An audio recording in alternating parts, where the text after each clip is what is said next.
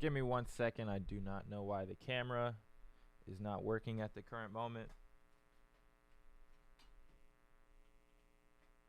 Just give me 1 second, then we'll get rolling here. Can you guys hear me all good? Hear me all good in chat? Let me know.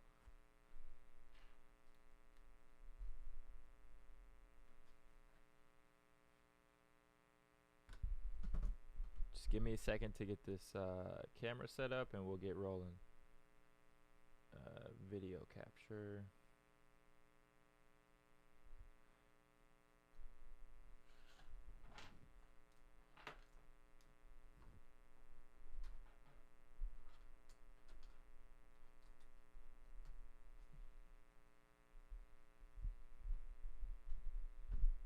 Oh, almost got it. Almost got it.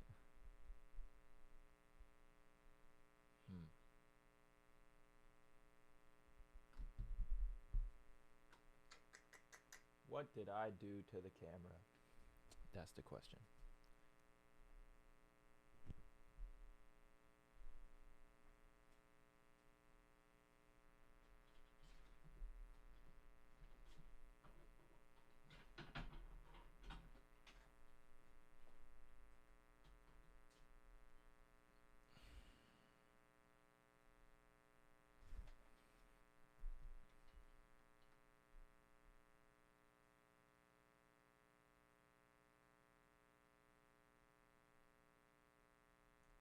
Just give me a second, guys. I'm trying to get the camera all worked out right now. I'm having some technical. Well, there's the first one.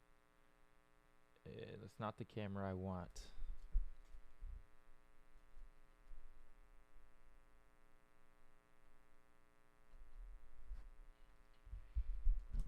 Just give me a minute to work through this. I'm glad I'm having these problems now and not when we're live with Alhambren. So there's the first camera. Okay. Let me pull this back up.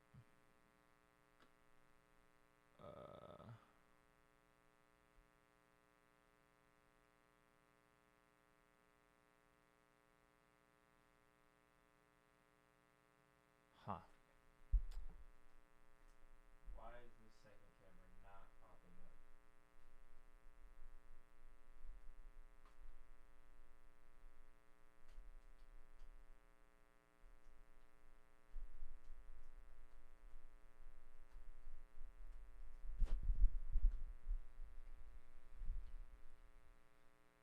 Just give me a minute, guys.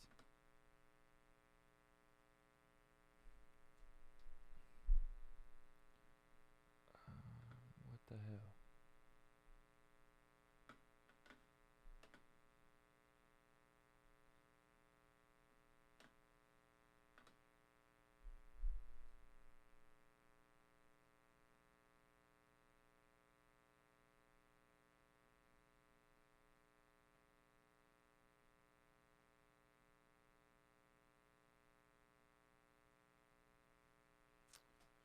What did I do to the camera is the real question. We can rack with this camera for now, I guess. I don't know why my main camera is not working for the moment,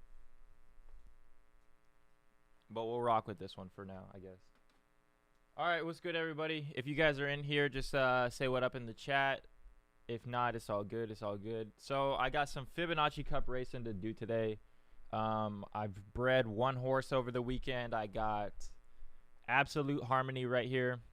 So if we go look at the lineage, the father is a Z3 Zabo Genesis from Two Fools and Their Moolah. And then I took my Z4 exclusive, Nakamoto, which was bred from Diamonds and Hi-Ho Silver.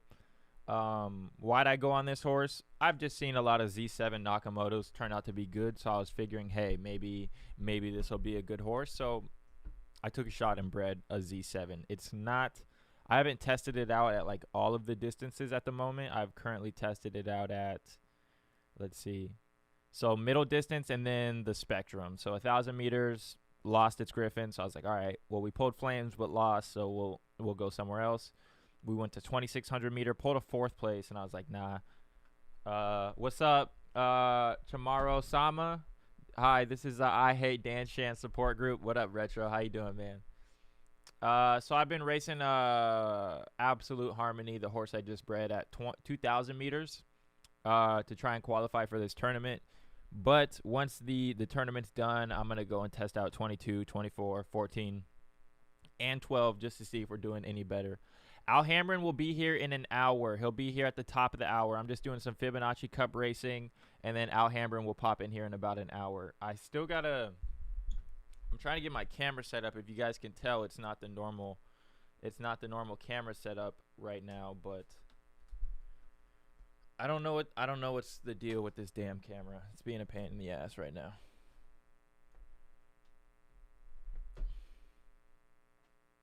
Just give me a minute, guys. I want to try and get this camera fixed and then we can get rolling.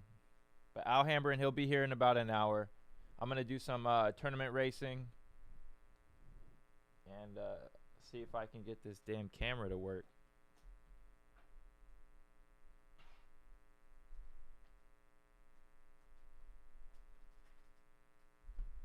How's everybody doing in the Fibonacci Cup at the moment? I'll talk to you guys while I try to get this camera to work. This is a pain in the ass.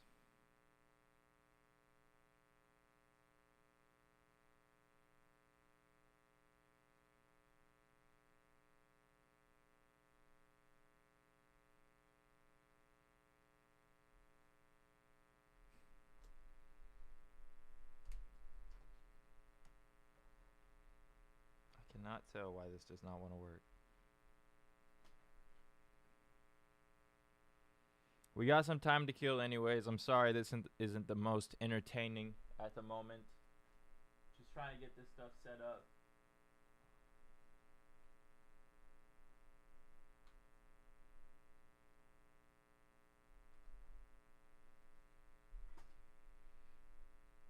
Don't know why it's not working.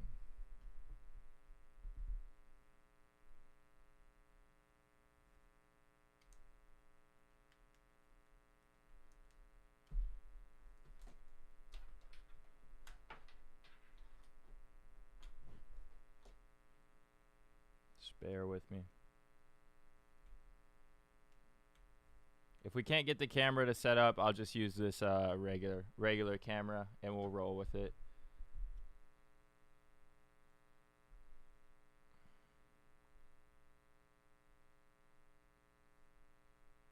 Hey, what? Come on, it wants to go. Why is it freezing? I've had this happen before, but I forget what the damn problem was. Oh, you gotta love when you run into technical difficulties on stream. This is the best. God damn it. Alright, sorry guys. Just give me a minute. I'm gonna try and do this on stream. It's probably gonna be really boring, but I gotta get this fixed. So Sony A6400 buffering on OBS. God damn.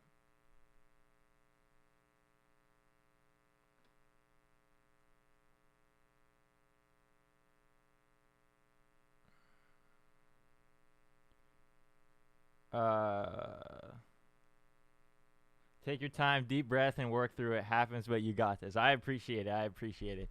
I had the A6400 live stream without any issues, blah, blah, blah. Downscaled to 1080p, 1080, 60. God damn, how do I do that? Okay. Oh, maybe downscale this to that. Nope. To that. Nope. To that. Nope. God damn.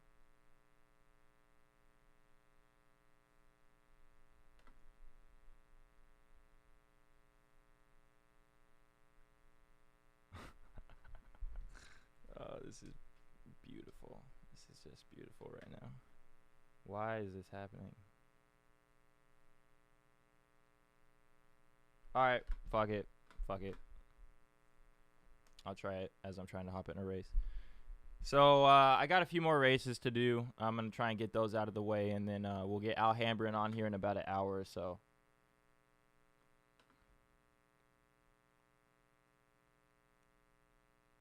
So let's hop up in. We got 2,000 meter loaded Lux.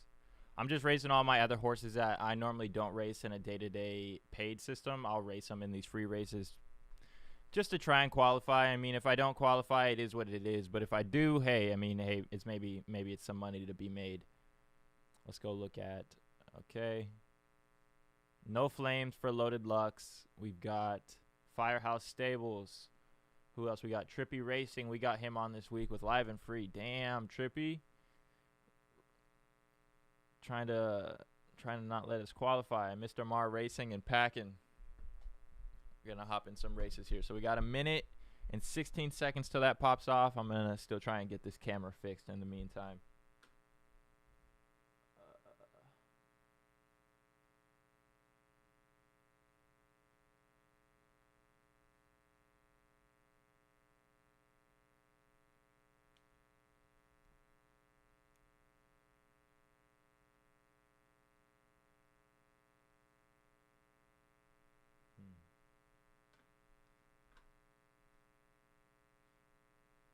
Got about 40 minutes to get this figured out. I've had this happen before, but I can't remember what the damn deal was.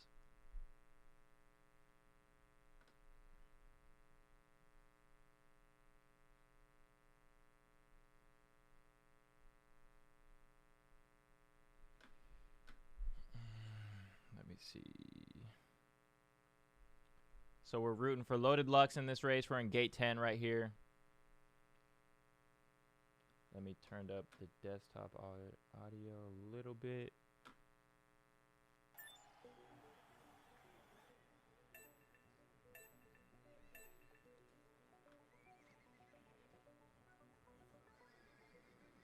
I swear this only happens in free races to where it gets stuck like this bad. It only happens in free races.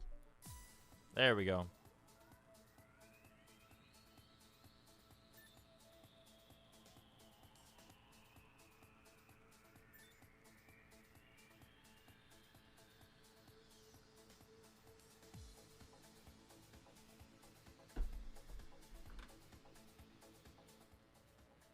New music's not so bad.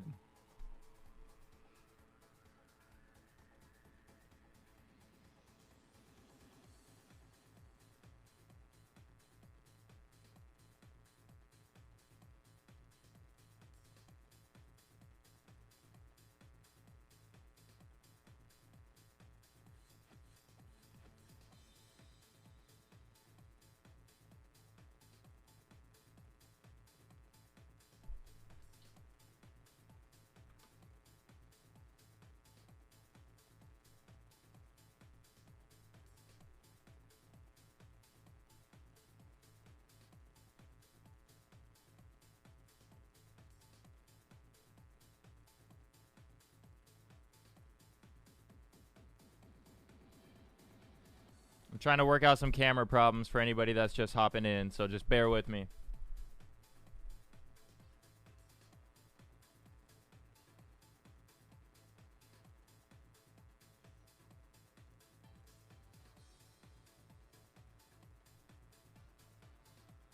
Loaded Lux, we need a better kick, homeboy.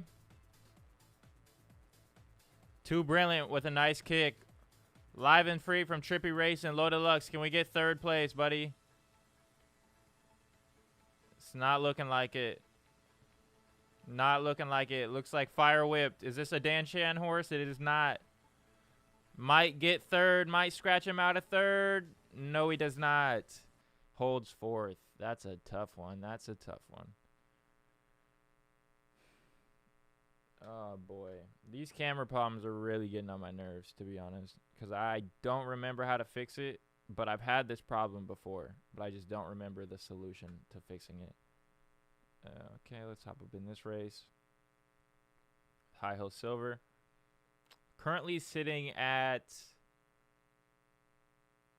243 with diamonds. And we got in basically a day and 4 hours left. So I'm not going to race diamonds. I'm just going to park him and say, hopefully we don't drop below 384. I think we'll be good for a day to qualify.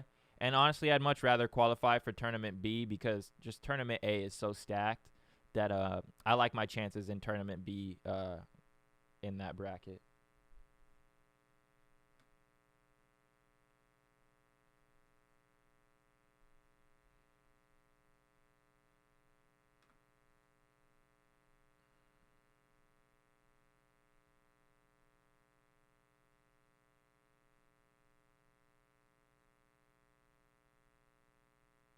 This is really frustrating to try and get this shit figured out.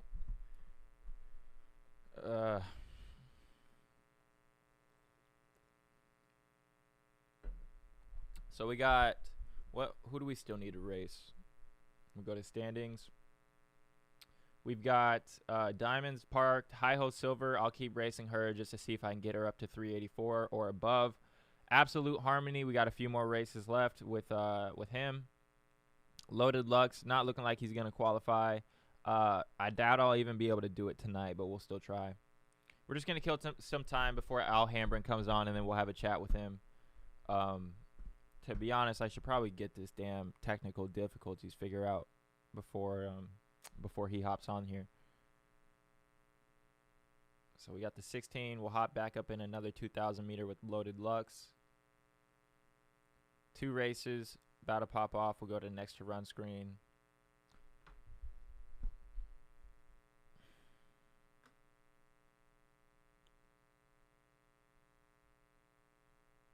Just bear with me, bear with me. I'm gonna try and get this figured out. I don't remember how the hell I did this last time, which is the most frustrating part.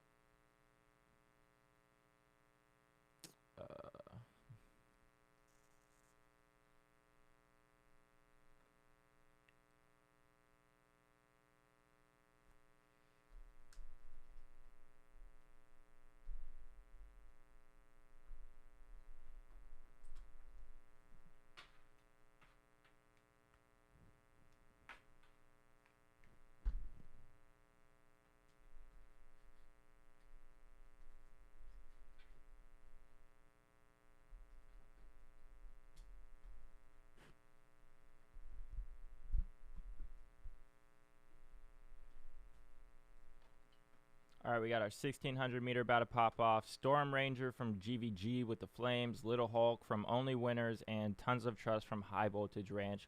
All 3 pulling Flames. We got Trippy Racing in here again with Live Free or High. Sister Abigail from Painted Ponies, and High Ho Silver from the home team. In our 2,000 meter, we got GVG back again with Flames. Diamond Hands with Special Molly, and Midas Clutch from Unstable Relationship. No flames in either race. We'll watch this 1,600 meter pop off, and then we'll go watch that 2,000 while I still try to figure out these goddamn camera problems.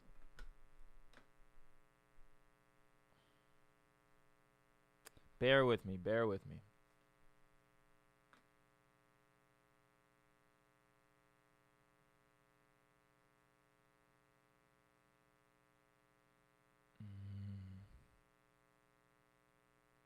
Oh, we got it. Let's go. Let's go. I have no clue what the deal was. Sometimes this camera loves to just be choppy and cut out. But if you could tell the quality between this one and the one that's on my laptop, it's night and day. So I love quality over anything. I like high resolution. All right, so now we can get going. It is official now. What's going on, everybody? Sorry about that. I had to get that all set up. But now we're rocking, we're rolling. We're going to do some Fibonacci Cup racing until Alhambren hops up in here. We got about 30 minutes till we'll get Alhambren on, and then we'll talk to him about his journey into crypto, his journey into Zed Run, and all that good shit. So let's watch this race. Man, I'm glad I got that figured out. That was a pain. That was a pain.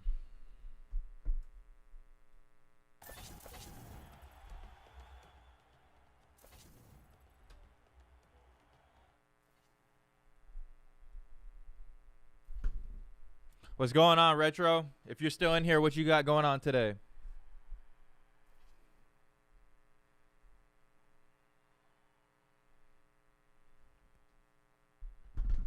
Bred any new horses or anything? We got some good horses in this race.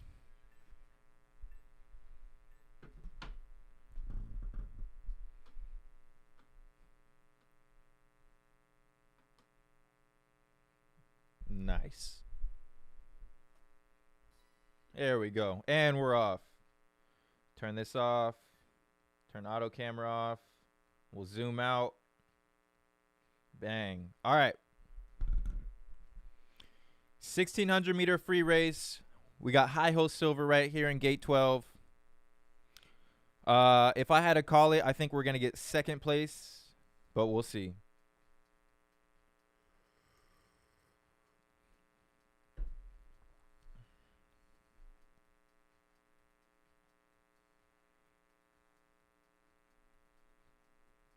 Wreck-It Ralph holding strong with first.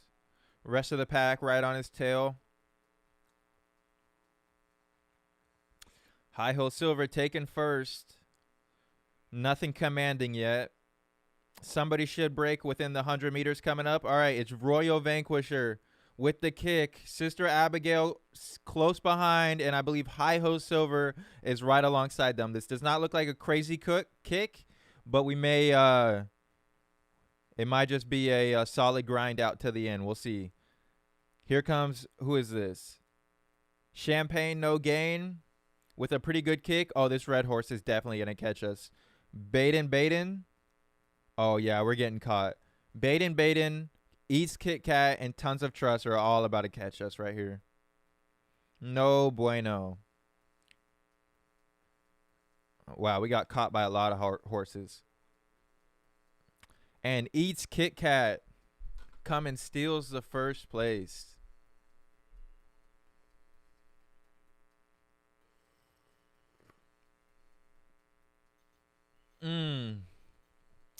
Just barely scratched him out. All right, we got one more race about a run. Let's see if we can watch that one. How much we got? We got 1,000 meters left. We're right here in gate 11. We'll just watch the 2D version of this race. Nothing special going on today, guys. Just gonna do some Fibonacci Cup racing. We'll have Alhambren on here in about 30 minutes. And then we'll get out of here. I had to reschedule the time just so it could fit everybody else's schedule. For everybody, I believe Alhambren is in somewhere international, New Zealand or Australia or something like that. So I believe right now it's Tuesday for where he's at. So just had to get the timing scheduled so it worked best for everybody on a good time. So this was the best time for us.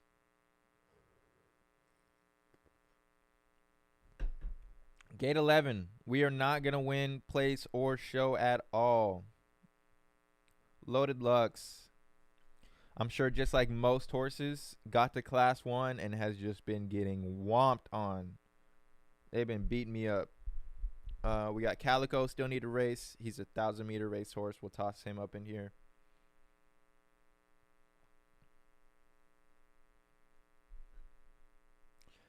How is this his down button, though?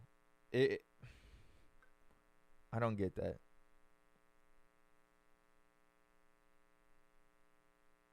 Because he's best at 1,000. We go to drill down or we go to horseshoe. Like, maybe he's not. Maybe I lied. Maybe I should race him at 1,200 meters. Damn, that's not looking good. This was my start, and then this is like class 1. Just like been getting absolutely trashed on. Let's go to class 1. Ay, caramba. I thought it was, oh man. I didn't know it was that bad. I did not know it was that bad. I've been racing him at 1,000 in class 1, but man, I should probably stop because he hasn't even got a win yet. I still need to wait for a 2,000 meter to pop up in class 2, and then I can throw Absolute Harmony into that. Other than that, just racing. If anybody's in here, what are you guys racing? If you guys are racing today, what horses are you racing? Or have you got any horses qualified? If so, which ones? I've seen a lot of horses I haven't seen before up here. I mean, this was pretty big. This was pretty big news. I think I saw this morning, came out last night. Arbitrage sells Milk Bar Mania.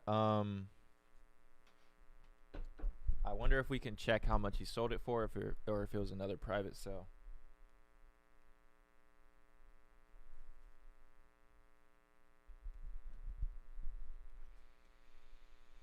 Okay, another private sale.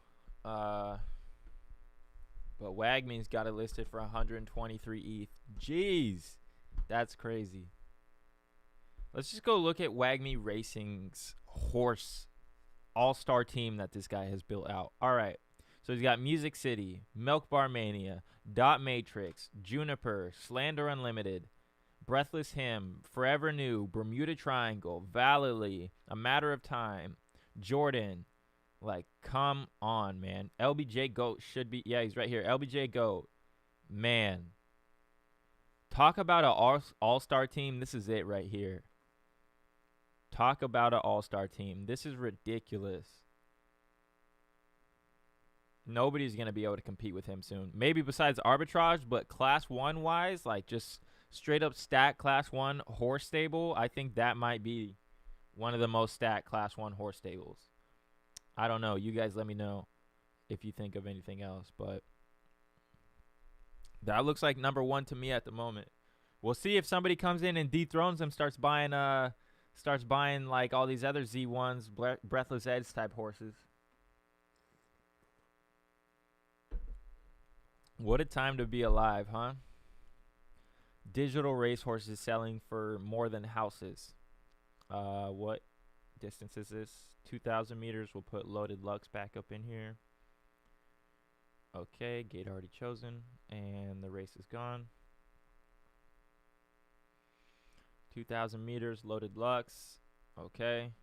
Let me remember where I need to race High Hill Silver.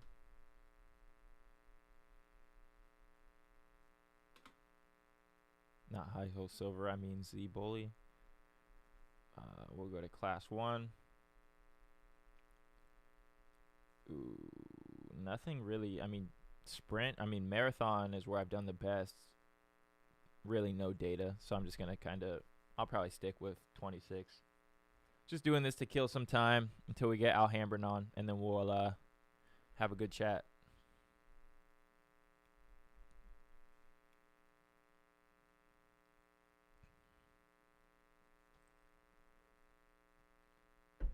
Is anybody in chat in Riot Racers? Come on, OpenSea. Last night they just did their driver reveal. So these are the drivers I've got.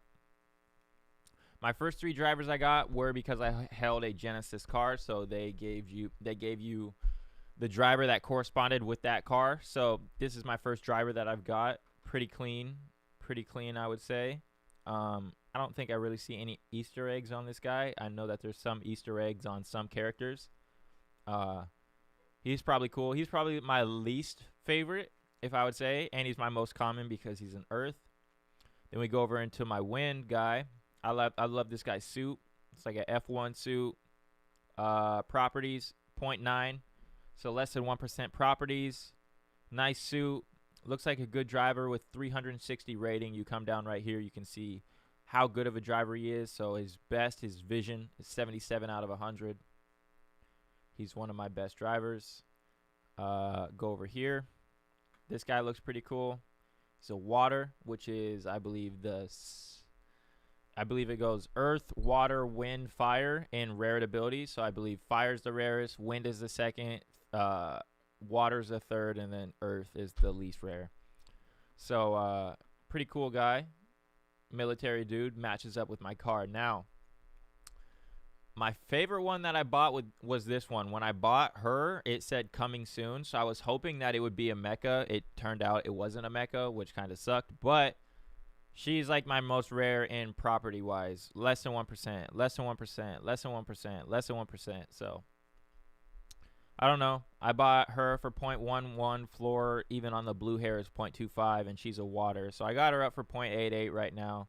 It's a pretty cool combo. We'll see. I'm excited for the game. If nobody buys it, I have no plans of selling because still just looks like a pretty decent driver overall. No races hopping off yet. We got about 20 more minutes, and then we'll get Alhambren up in here.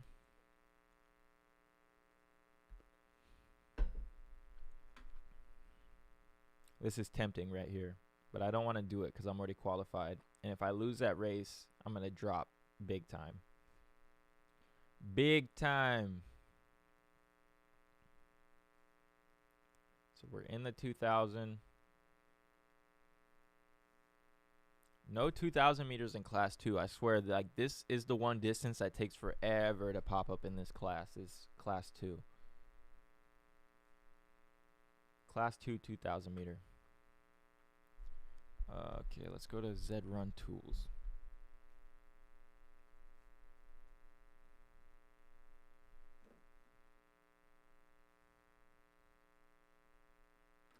Also, let me know if you guys. Let me know if you hear any feedback, like a little buzzing sound. Something I've been working on. I've been trying to get the buzzing sound to go away. I can hear it personally, but I don't. Let me know if you guys can hear it. I'm going to go over this horse that I just bred over the weekend.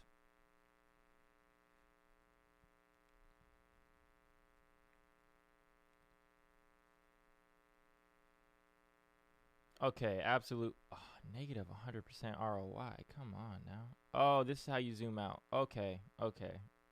If you guys have been here before, you know that I struggle with zooming out on this. All right, so parents. This is a Genesis.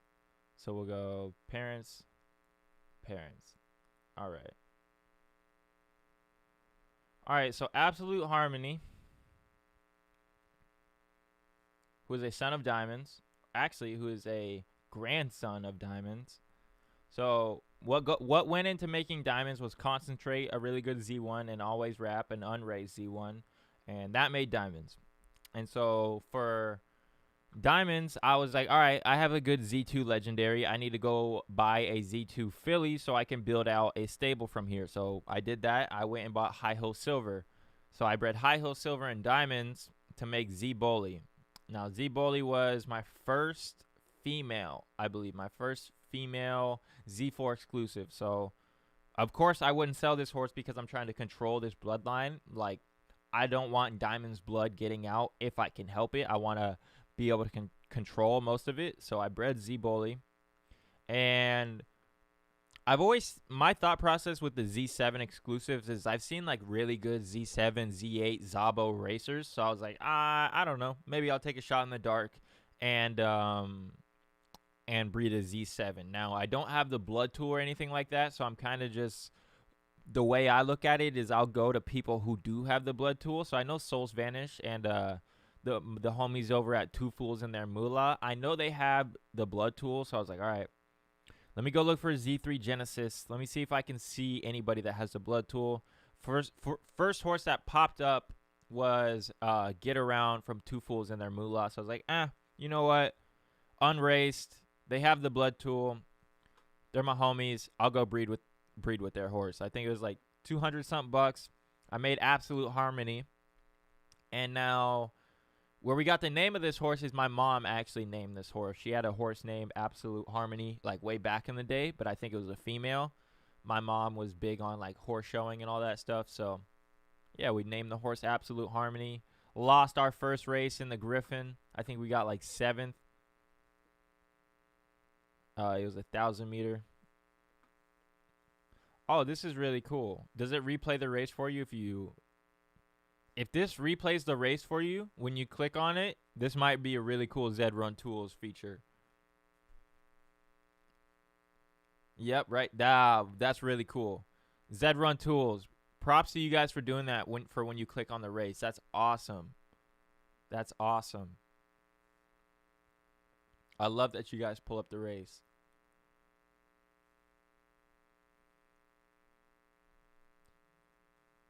That's really cool. Okay. So, how does this work?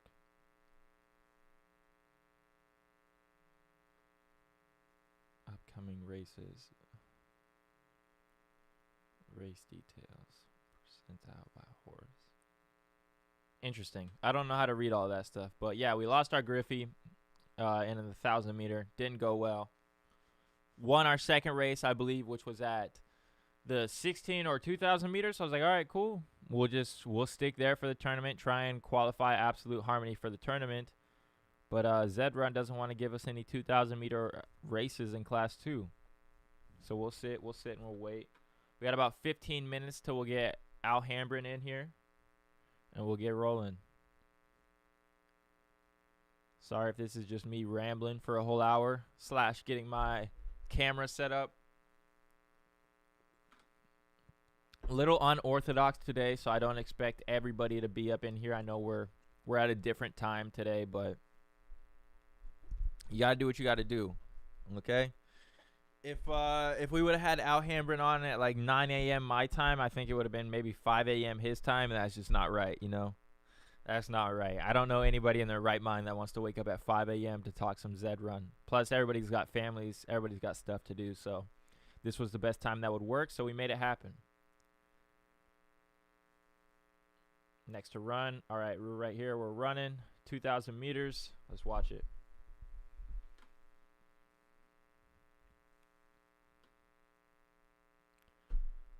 We're back tomorrow with who we got. We got heroin, then we got trippy racing, then we got arbitrage racing, and then diamond hands. We got some pretty stacked stables coming up this week. Let's go here, right here, loaded Lux. We're in gate 12, right at the bottom of the screen. I want to wait. I want to wake up for you.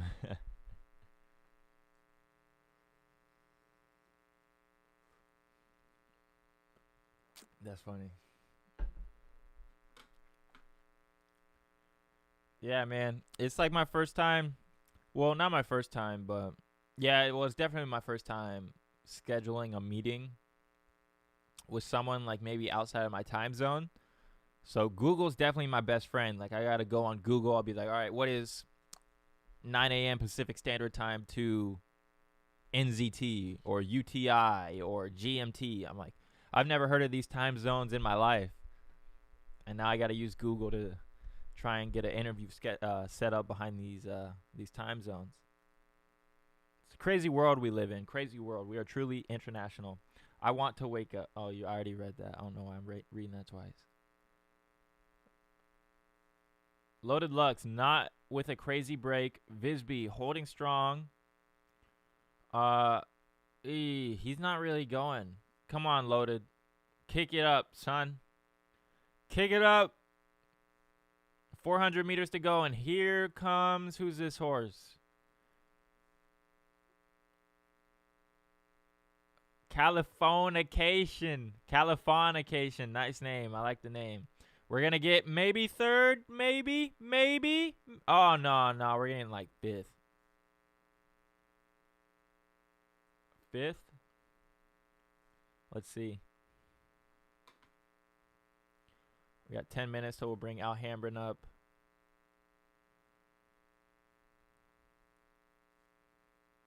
Visby, corrugated. Oh, we got 6. Even worse. Sheesh. That's a rough one. Still no 2,000 meters in class 2. Come on, Zed. Come on now. Toss High Hole Silver back up in. Actually, you know what? She's not going to make it. I don't think she's going to make it at all. Nah, she's at 644. She's done for. Diamonds, we still have a chance with him. We just got to hold strong for the next day. Absolute Harmony, I'll get to racing him. I think it's been almost an hour. It's almost been an hour and we haven't had any class 1 or class 2 2,000 meters. Atrocious. Boom, boom, Bamboo River. What up? What up? Were you in that last race? Alhambren? Give it about 10 minutes and then I'll pull you up, my man. Unless you're ready to go right now, we can go right now. Oh, shit. Yeah, you were. I didn't even pay attention to that. Nice. Bamboo River. Deco's Deep. I believe you got a mecha last night. I don't know if she's in here, but I think she got a mecha from the Riot Racers, which was pretty cool. Dang, I didn't even notice that you smoked us in that race. I got to go back and watch. You can go now? All right. All right, cool. Let me bring you up. All right, guys, we're going to go to break real quick, and then we'll be back with Alhambren. Just give me like maybe 2-3 minutes, and we'll be back.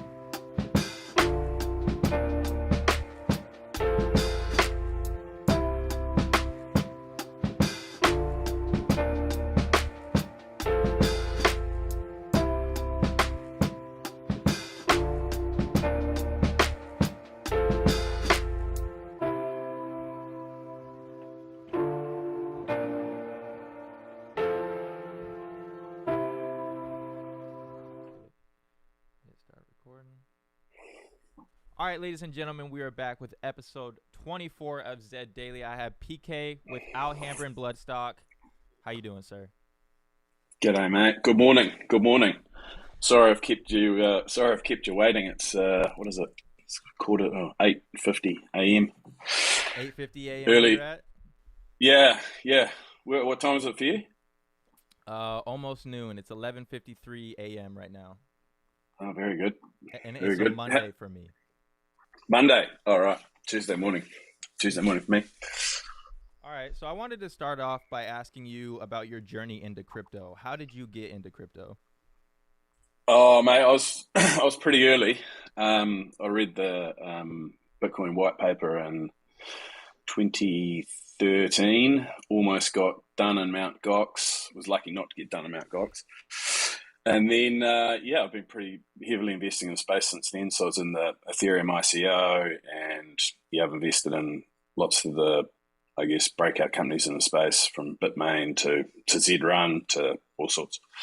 So yeah, been. I was in a previous life. I was in venture capital, so I was lucky to be uh, in that space at the right time, looking at the right things. Probably luck's got a lot to do with it. What was so appealing about crypto coming from a VC background? Mm. I think I just recognised pretty early that it was just a big fundamental computer science breakthrough, um, and I could see that it was going to have um, a lot of downstream impacts in time, but that it was going to take a lot of time to play out. I mean, I was thinking and writing and talking about what I thought a game like Zrun might look like back in like 2017, 2018, but it just didn't exist. The tools to build out, and the tools and the networks just didn't exist 4 or 5 years ago. But it was obvious that it was going to head that way. That's why, as soon as I saw Zrun, I aped and like really quickly. Mate, I wish I'd knew about Zrun.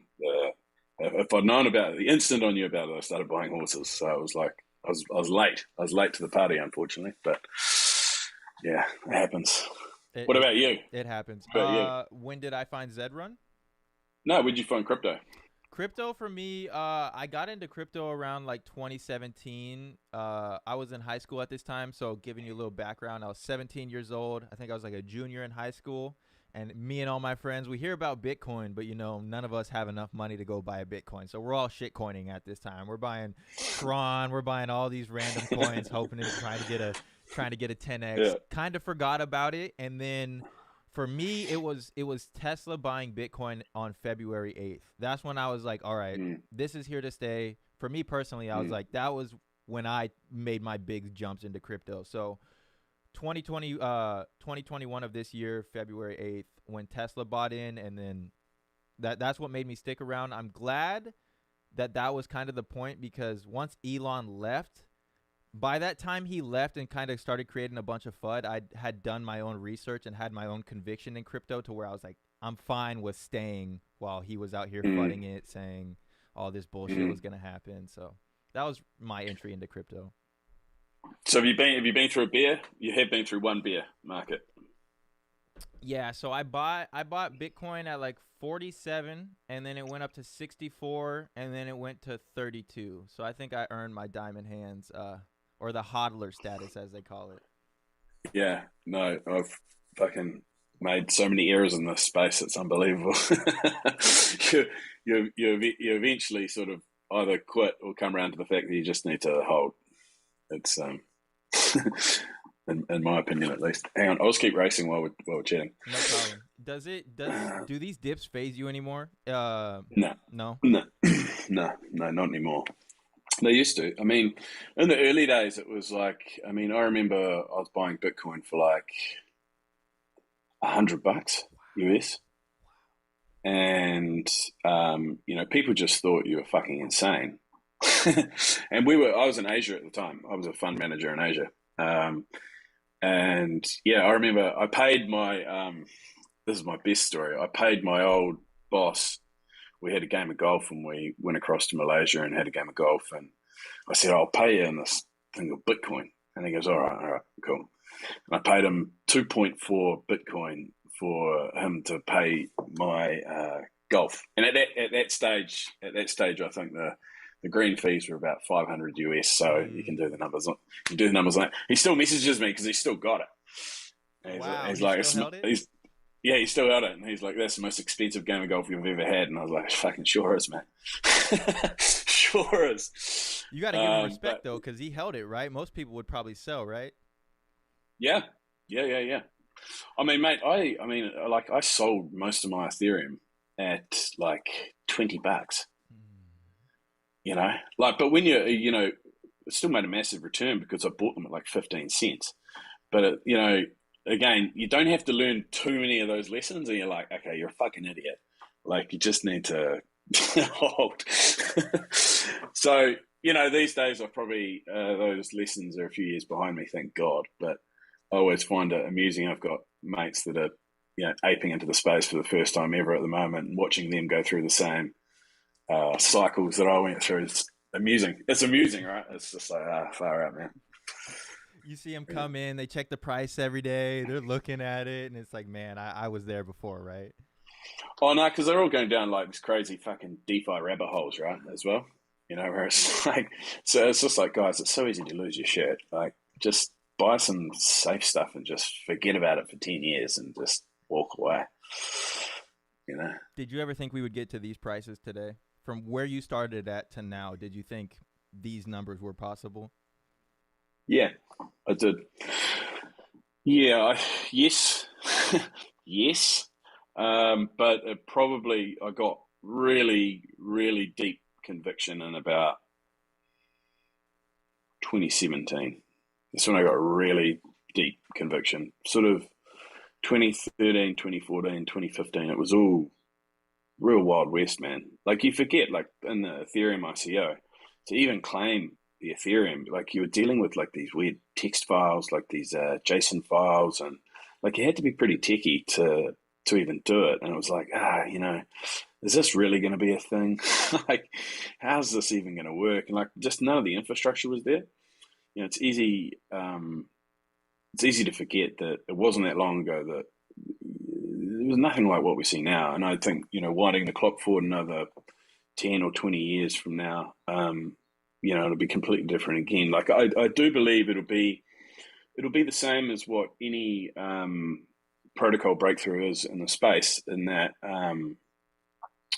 when users don't know that they're using it, then you've really arrived, and we're not there yet. We're a long way from that, So, people use email every day, and that uses about 3 different protocol layers, but no one knows about that. They don't have to know about it. It just works. And I think that's where we're going to head with all the entire crypto space. When you've got people using it and they've got no idea, but that's, like I say, that could be all right. Is it 2000? You're doing 2000 class ones? I don't think I had like Loaded Lux or something like that right now, but he's an absolute donkey horse. I was just racing him in free races to trying to get him to qualify. But what you were saying, was that kind of like the analogy of like, you don't have to know how the car operates to know how to drive it, right? Is that what you're kind of saying? Like, you don't have to know about the drivetrain, all the oils, and all the little ticky-tack shit with crypto. You just know gas, brake, steering wheel. Yes. Well, that's where it'll end up. I mean, at the moment, you still have to know how to fucking fix the pistons. Like, you still have to be reasonably technically sophisticated to, buy assets, bridge assets, keep yourself safe, be able to play some of these games. It's a real minority, It's very, very early days still. There's another 2000. Hey, how are you going in tournament? So right now I have diamonds. He's at like 240 or something like that. This tournament I did paid racing because I know I'm right at the cut line. It's cutting it close. But I didn't want to do free racing. Okay, I'll ask you that. During these tournaments, are you doing free racing or paid racing? Because if you're doing frees and your horse doesn't make it past quarterfinals, you basically just cut out a whole week of profit that you could have had. So how are you going about this? Oh, I think about it slightly different. Mate, I'm all about glory, eh? I want to win fucking big tournaments. I don't give a fuck. Okay. I don't give a shit about what class they're in. I don't care. I couldn't care less. I just want to win, right? I've been in 2 grand finals and haven't won either, and I want to win. it's a simple equation for me. So, I mean, even common sense would say that I would dive some of my horses into the B finals, but it's just not how I'm playing. So yeah, I've probably got the luxury that I can play like that, but yeah. Also, like the horses change so much. Like, you know, saying this to you before we jumped on, but like every single one of my Genesis Knacks has got a buff before this tournament, somewhere around the 25th of November. Have a look at a horse, see if you can pull up a bit of Bonza.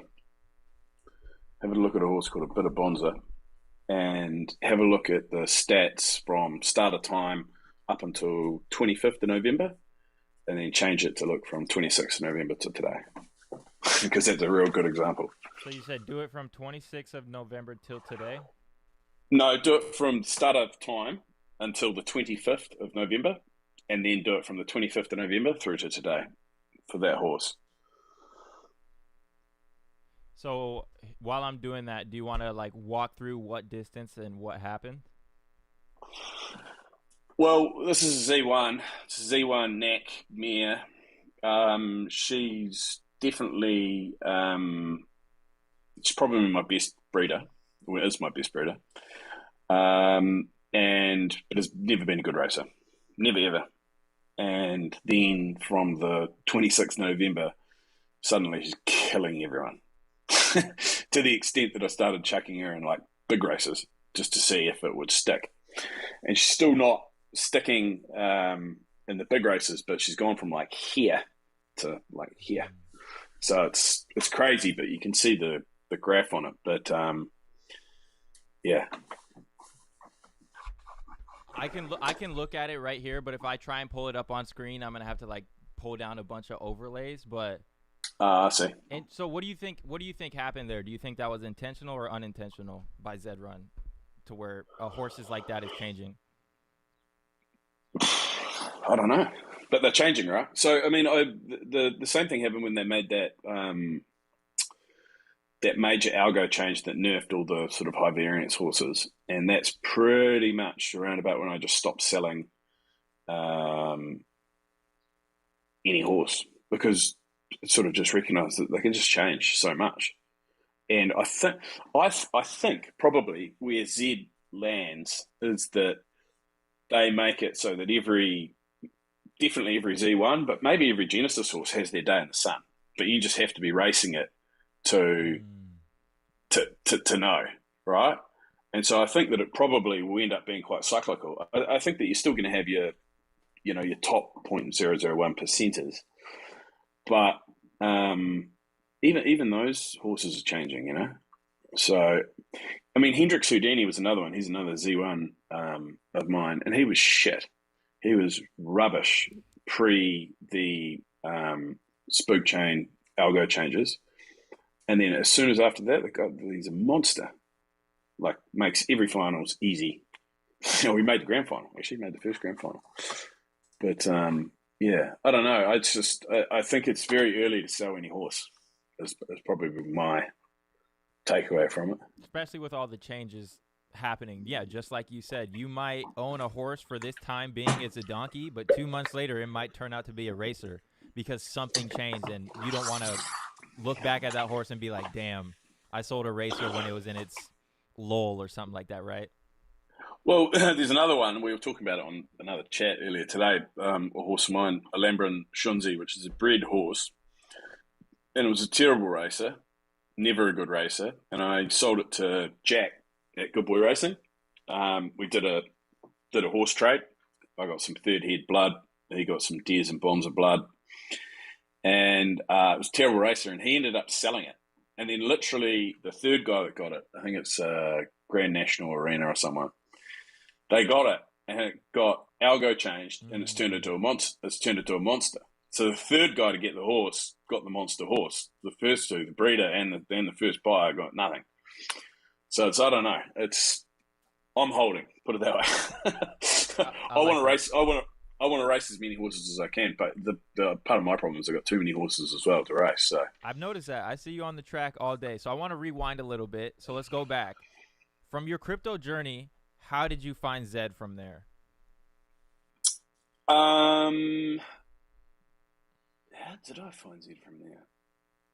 I can't actually remember. I actually can't recall how I found out about it. It might have been that New York Times story or someone told me about it. But again, as soon as I found out about it, I was like, what the fuck is this? How do I not know about this? I think it was the first day I heard about it. I bought a Z2 Legendary and just started racing and just flogged it.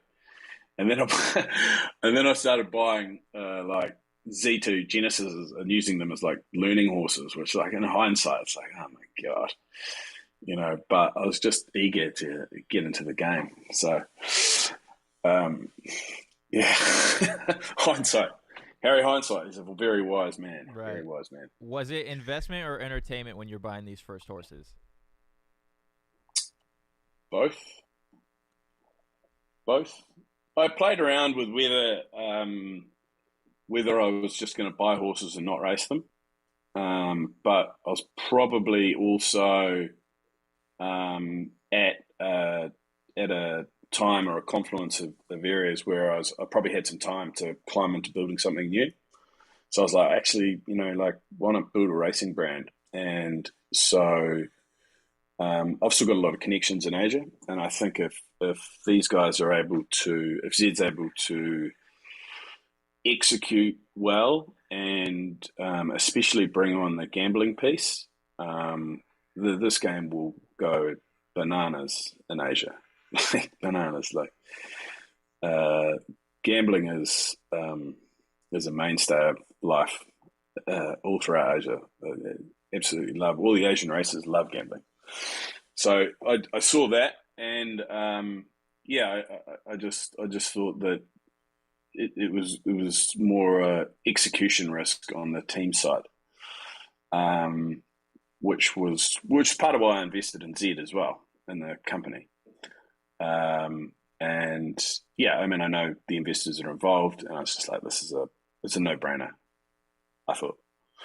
So we'll see. We'll see. Everyone has their moments with Zed. Right. Yeah. I feel like everybody, if you don't feel like quitting or criticizing Zed at least once, then do you really care about the platform? But I want to know, how did you justify spending the Ethereum on a Z1? What was your thought process there? And because for a lot of people, that's a lot of money for a digital horse, right? So how can you justify that at that time being? I'd say it's a lot of money for pretty much anyone to spend on a digital horse. How do I justify it? Well, yeah, going back to what I was saying, I didn't think that I could be competitive unless I had C1s. And I'm never going to be Lucky Jack or any of the really early guys. They're just sitting on wealth, really, and well done to them. That's good. That's what happens when you're early on one of these platforms. But I thought, to be competitive, I have to have at least a breeding pair. In my head, the original theory was I want to have a breeding pair at every single Genesis layer. And then as I've sort of moved through the game, I've sort of changed that strategy around a little bit. So, I mean, I've got about 30 Genesis horses, but half of them are Z1 to Z5. So quite top heavy. And I just feel like you've got more chance of producing something that can win tournaments, if you've got that sort of concentration. Hang on, bro, I just want to watch this race. No problem. I've pulled Bamboo River out of retirement. I'm wondering if she's had a buff as well, but not sure. Is this something to where you got to like pull these horses that you haven't raced in a few weeks out like every month or something just to come check and see if anything's changed on them? Yeah, I've definitely started doing that. I mean, I've got quite a few people who run the horses for me, and we do like profit share now, which is good, which is handy. I have to, otherwise you just wouldn't get the horses on the track. And it's at this point in time, it has to be people that you trust or know, because fuck, it's crypto, right? Like anything could happen. But as I understand it from the Z team, they're going to be introducing trustless horse leasing soon, which is a good idea. And then it starts to move towards that sort of Axie model a little bit. I mean, I think what you're probably just seeing with Z. Oh yeah, get up, go girl. bit of an early break. How much is the I think buy-in on that race? no, I think it's just a free. Okay, Is it? okay. It's just a free. Yeah, no, I'm just seeing if I'm gonna have to hammer it for the next 48 hours, try and get out of qualifier. Is that one that's at the cut line or something? No, I haven't even raced it. I just Ah, I just saw that all these necks are just better, so I was like, actually, I might just start pulling out my Z3 necks and Z4 necks and just seeing who sticks and who doesn't. But I don't think she's gonna make it. so you were saying that you got like Z1s for tournament racing, but how were you racing these Z1s before the tournaments? Were you putting them in heavy buy-ins, low buy-ins? What was your racing day-to-day like before tournaments? I'm a terrible racer, right? like I'm a terrible like if you put me up against any of the other top sabers, I'm just a bad racer. One, I just don't have the probably the patience or the analytical mind to assess events like arbitrage or crimson or even Danshan. I just can't be fucked, basically. But I with the first lot of Z1s, well, Bit of Bonza was the first Z1 I got, and she just wasn't a good racer. So it wouldn't have made any difference what I did because it just wasn't a good racer. And then I went and bought Des, which was it was a strategic buy because, well, one, we identified that he was being raced at the wrong distances, and we could see basically Dan Shan helped me a lot because I wanted to buy a marquee Z1 stallion, and so we were looking at everything basically on the market, and then Des got listed, and I bought it within a few hours because we've been looking for ages, and Des, yeah, like I say, Des was being run at the wrong distances. He'd been bred badly, and even the early sort of versions of the blood tool that we were using then sort of identified that, and so yeah, it was a no-brainer. Plus, it's the name of the token, right? The Des token. So it was, yeah, that one was a no-brainer. Where do they come in there? Nowhere. So you're racing right now. So how much time do you dedicate to Zed in a day? Like how many hours? Too much, man. Way too much. So like after this tournament, I'm probably going to have probably 5 or 6 weeks off. Um, it's just it sort of does well for me at least. It becomes a little bit all consuming, and it's summer, so it's summer and Christmas and holidays and stuff. So I'd rather have some time off and sort of refresh and come back and hit it next year. But the the reality is I probably spend it's a full-time job, pretty much. Pretty much. I've got maybe over 250 horses. I'm still buying. It's a lot, right?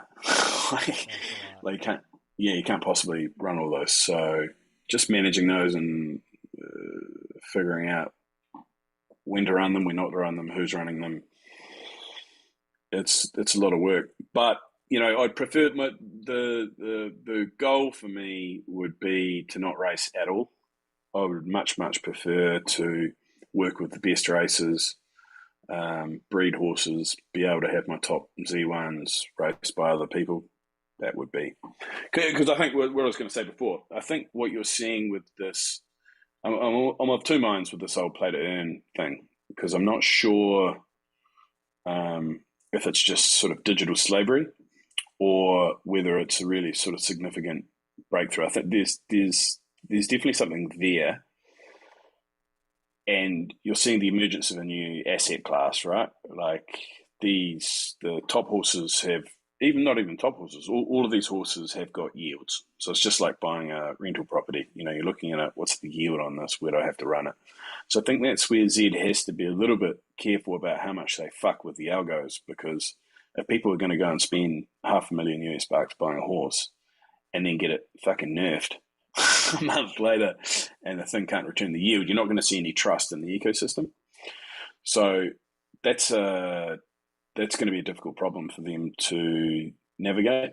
I'm not sure how you do that, but I think this is the where it all heads is that it all heads towards large community-owned DAOs, right? And I've talked about this a little bit, but it makes sense to me that this game will actually just become a DAO in and of itself, and you'll have a ecosystem which is intertwined by interlocking or interceding incentive chains, and that DES token will be the sort of native fuel, if you like, that drives the whole thing. And I actually think that the biggest stables will become DAOs in and of themselves.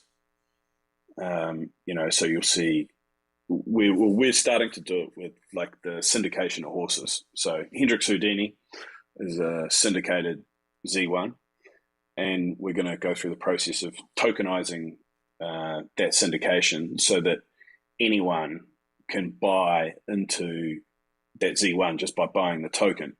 But then by buying the token, then you want to figure out sort of what are the rights or benefits that you get from having different ownership inside that horse. So, like it could be once you own 1% of Hendrix's token, then you get some sort of breeding rights or whatever. But then any money, so for Hendrix, for example, all the money that's associated with him, winnings or losers or anything, goes into a completely separate wallet, which gets managed separately. But then, I would foresee that you can set up, liquidity pools and basically just have people be able to buy in and out of horses as they get hot on a market.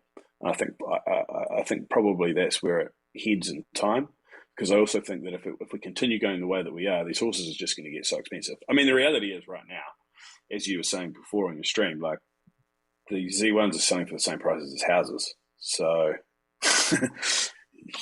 and at what point do they start selling for the same prices as buildings, 100%. It's going to be interesting to see how it plays out. But how'd you syndicate Hendrix Houdini without like a system to already do that? How'd you do that yourself? Well, Hendrix was just done with a group of mates. So I was already sort of deeply involved in the game, and I just said to a group of mates who I trust, hey, look, here's kind of what I'm thinking of doing. Do you guys want in? So the biggest thing was I said, look, I'll take the biggest chunk of Hendrix, and then basically carved off, I think I've got 40% of Hendrix, and then 60% of it is owned by another 5 guys. And yeah, we all just put the ETH in, bought the horse. But then, the concept is that it's pretty easy to spin up a token and create a liquidity pool. But the reason that I haven't raced into that is that I just want to conceptually see where Z goes and what the best way to bring that syndication, I guess, to the masses is, because I think that's the right way to do it. Like if you think about what they've been talking about, they're saying they want to democratize owning racehorses, right? And like I see how much fun and enjoyment those guys have had out of owning a share in Hendrix. Now, admittedly, he's a top Z1 and he was a grand finalist and he wins all the time. So that's fun.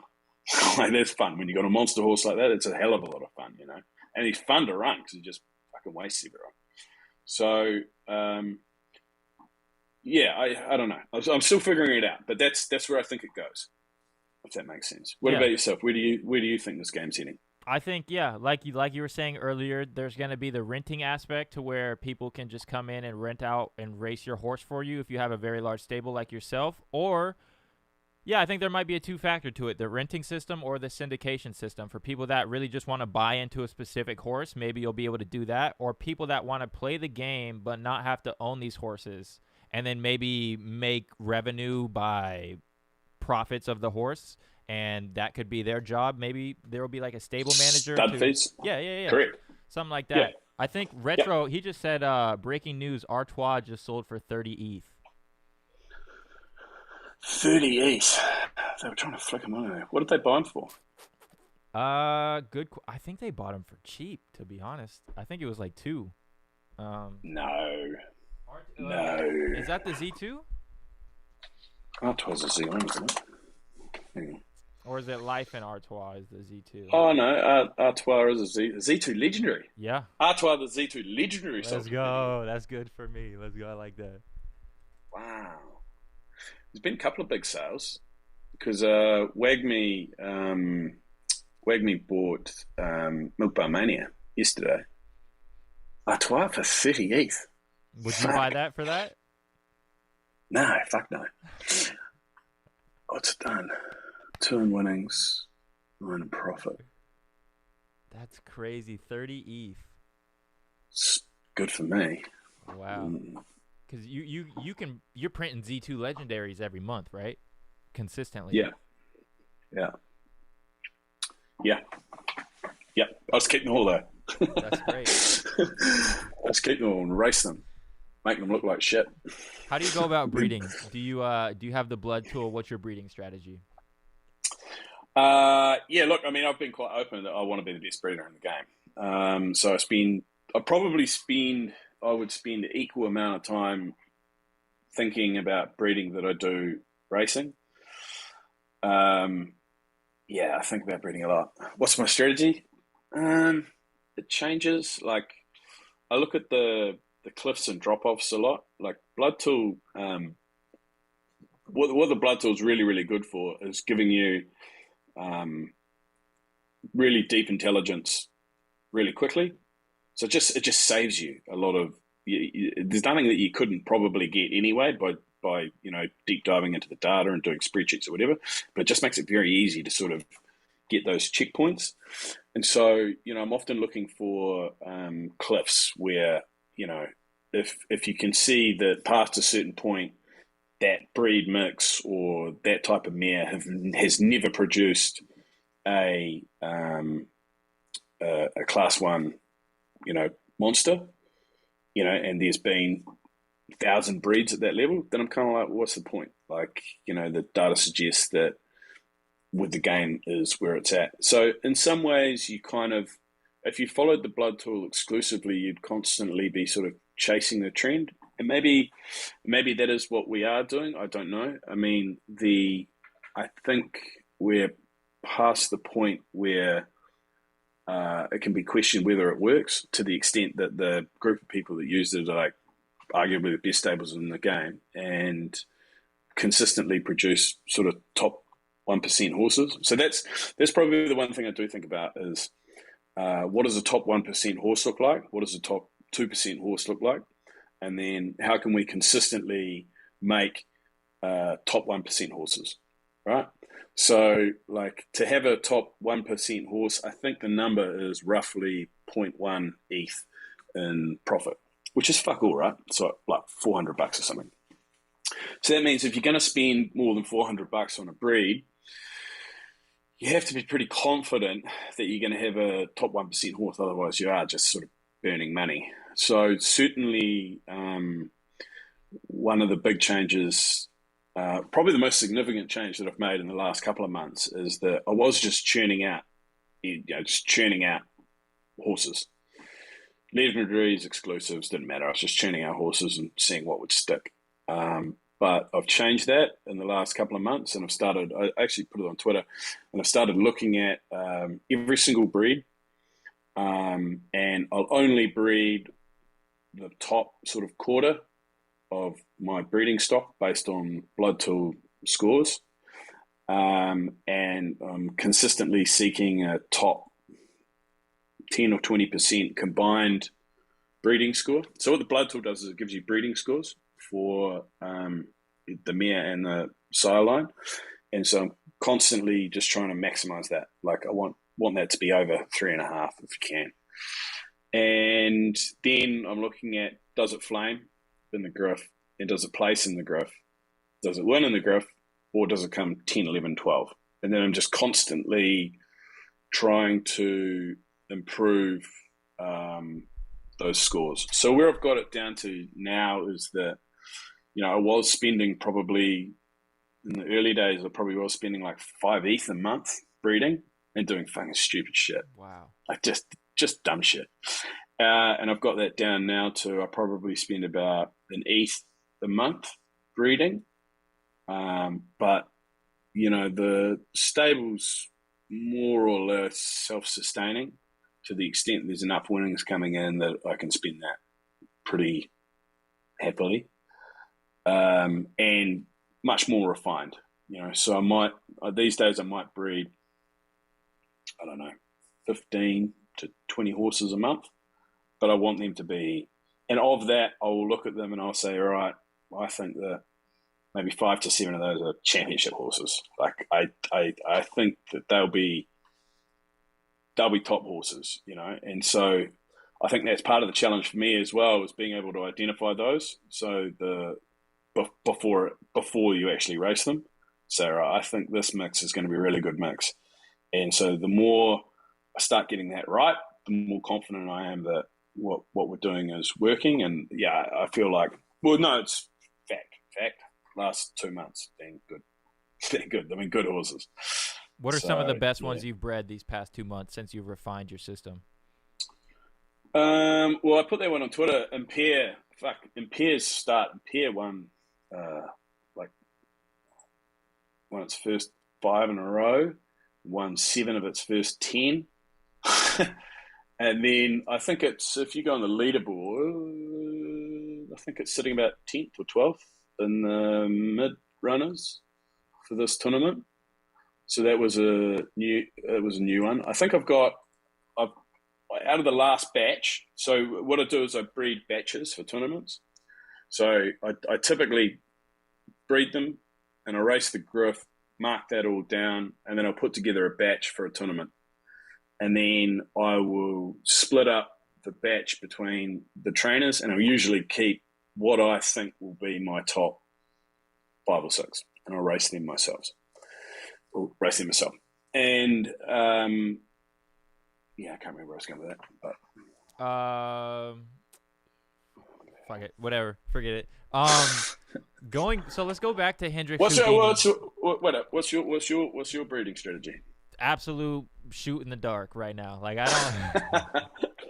I'm like you were at the beginning. I don't have the blood tool, nothing like that. So I mean, I'll go do a little bit of research.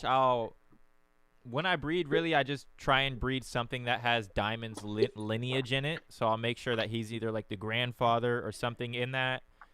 But yeah, that's really it. I'm shooting in the dark right now. No champion horses, no nothing like that. Might have to save up for a blood tool or something. How many horses have you got?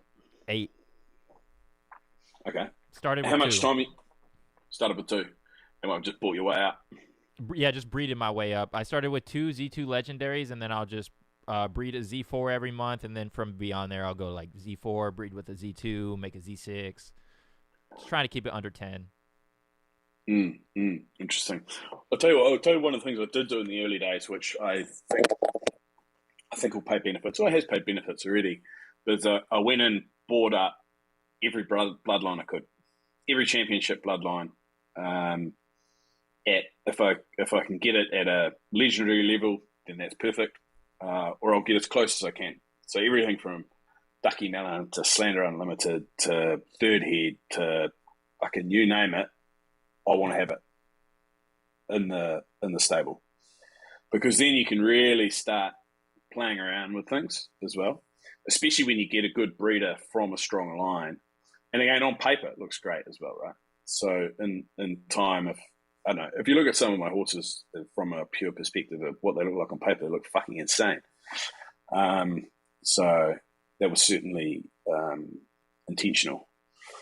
And people disagree with me, but I think there is certainly an expression of genealogy further down the tree. And I think exclusives, I have a feeling that exclusives you'll see a lot of expression through exclusives of the grandfather and grandmother line in time. But we'll see. Because you can hold it at that exclusive level. But when you're going for these championship lineage horses, are you going for fillies so you can retain and hold that bloodline, or are you going, or do you not care? Will you pick up a colt from that bloodline?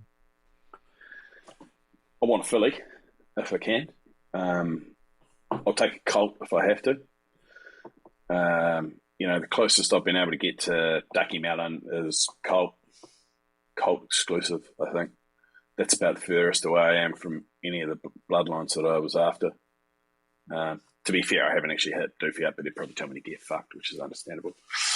But yeah, filly if you can, and then you can really control it. I know that Souls and the Mauler boys, they like sire lines, they like colt lines, controlling it that way. It's just not the way I play the game. What do you mean by sire lines? Like they would rather buy the colts? Yeah, they like controlling the colt line. They just feel that they get 3 breeds a month versus 1 breed a month, which I can understand. I think I don't know if we'll ever find out, but what the split is between how much of the genealogy comes from the mare line and the sire line. So in real racehorsing, they look at the mare line more strongly than the sire line. So there was another thing I did early in the days was I went and read all of the thoroughbred racing books I could find just about how they think about it, which was actually quite handy. My wife breeds horses, but that's for show jumping. But again, it was quite interesting talking to her about how horse breeders think about the pass down of traits. And I'm certain that the Z guys have spent, I know that the Z guys have spent a lot of time with the horse breeding industry discussing that. So I think that there are some similarities. What they are, I don't know. But in this game, you're just looking for an edge, right? Exactly. Looking for whatever edge you can get. So yeah, I might jump on a Griffey. You got anything checking a Griff? Sadly not, man. I just bred that horse a few days ago, and then I went and bought a driver last night, so I got like $40 left in my account. Oh, you're in these right races, are you? Yeah. Are you in any other projects? From a hedge perspective, I sort of tried to get reasonably long on photo finish and chicken derby. God knows where either of those two are at. But only from a hedge perspective, like I'm bullish Z, but you just want to have a little bit of a finger in the pie in case something takes off. I think the Red Village looks quite interesting. I'm quite bullish on that, but riot races I missed, and I'm not. I think that the more and more you get through this, you're going to see all these games just popping up, right? And when we go through the next bear market, 99% of these are going to go to fucking zero. So I think you have to be a little bit choosy. Which ones you're going after, Yeah, you definitely do got to be choosy. I heard someone say it's kind of like if you've watched Game of Thrones, it's kind of like you could use this as an analogy. They say like NFT bear market is like Game of Thrones winter. Like when winter comes, you never know how it could be for a day or 3 years. But when it comes, you want to be inside of a castle, like a Zed Run castle or a Bored Ape Yacht Club castle. You want to be in something blue chip to where, there's going to be a nice fire and maybe somewhere to go eat a lunch or whatnot to stay warm during winter. Yeah. And look, I've had my fair share of crypto winters, right? They're not nice. So I deeply understand that. I bought a couple of Finnies yesterday, some Z5s. Did you see the prices on those Z5s yesterday? I think I saw you tweet. You said there's some deals out there. Why are you going for these bloodlines and that genotype? Well, I quite like. I'm liking Knack into Finny at the moment. Getting some really good results. Z6, Z7. It's very, very different than what we're seeing with 3 into 4 Sabo. The Z7 that way. The Z7 Finnies and Z6 Finnies are fucking really strong. I'm not sure if it's just a state of the game or yeah, but I'm just getting some really good results. And I thought it was interesting, actually. I saw Shady tweeted out after I bought those that they're seeing the same thing on his tool, Zedge, that they're seeing sort of best bang for buck is Z5 Genesis, and I tend to agree. Yeah, we're getting really good results with them. So, and the prices that were there yesterday were cheaper than what I was paying 6 or 7 months ago. So I was kind of like, well, if I was bullish 6 or 7 months ago and happy to pay that, then I should be bullish now if I'm paying half the price of what they were 6 months ago. So sweep the floor on those two, but might give one a run. How'd you go about finding this information? Was this something that you were just racing a Z5 or Z6 Finny and you saw, or did someone else say this and you kind of picked up on that? Blood tool, and just the performance of the horses. So I think it was my first experiment. Well, the first one that was really intentional was a horse called, I'll just get this right, yeah, Imposition. And it was on one of Doofy's horse auctions. And he had a Genesis mare, a Z6 Genesis mare, Zaxioni, for sale. And I went and looked at the breeding of it, and it just been bred really badly, like really, really badly. But even for being bred really badly, it was still producing okay-ish horses. So it's kind of like, fuck, if I can put like an absolute champion Z1 into this, I genuinely think this could produce something special. And then straight out of the bat, it produced a horse called Imposition, which you can go have a look at, which is a Z7 Finny colt. And yeah, he's been a finalist in two tournaments now, I think.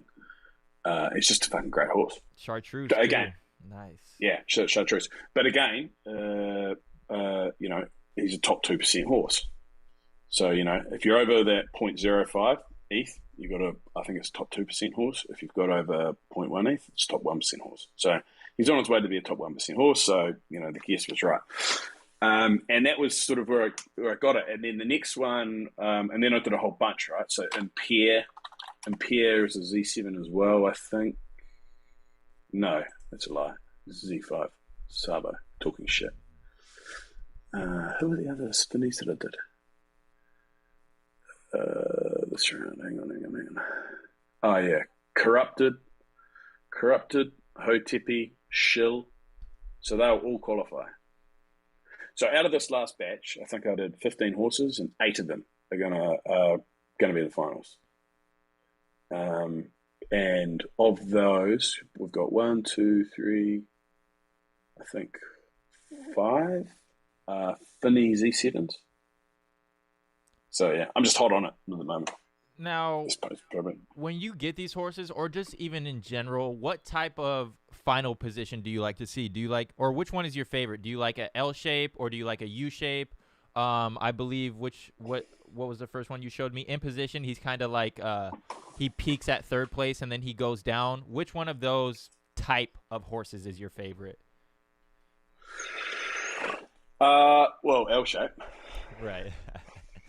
We all want L shape, right? Yeah, L shape. L shape wins L shapes win championships, man. U horses don't win championships. They don't win tournaments. Unless they might it's win diamonds. I'm just playing. They might win big pots and they might win, Netflix race and whatever. But if you want to win tournament titles, which is what I want to win, then you want L-shaped horses. 100%.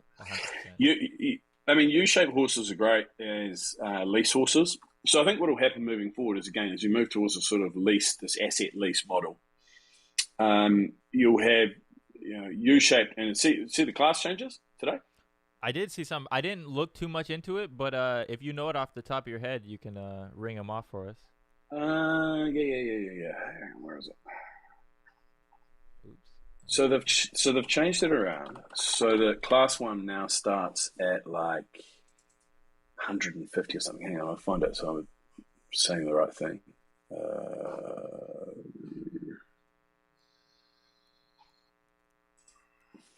Actually, just go to fucking Z Discord, right?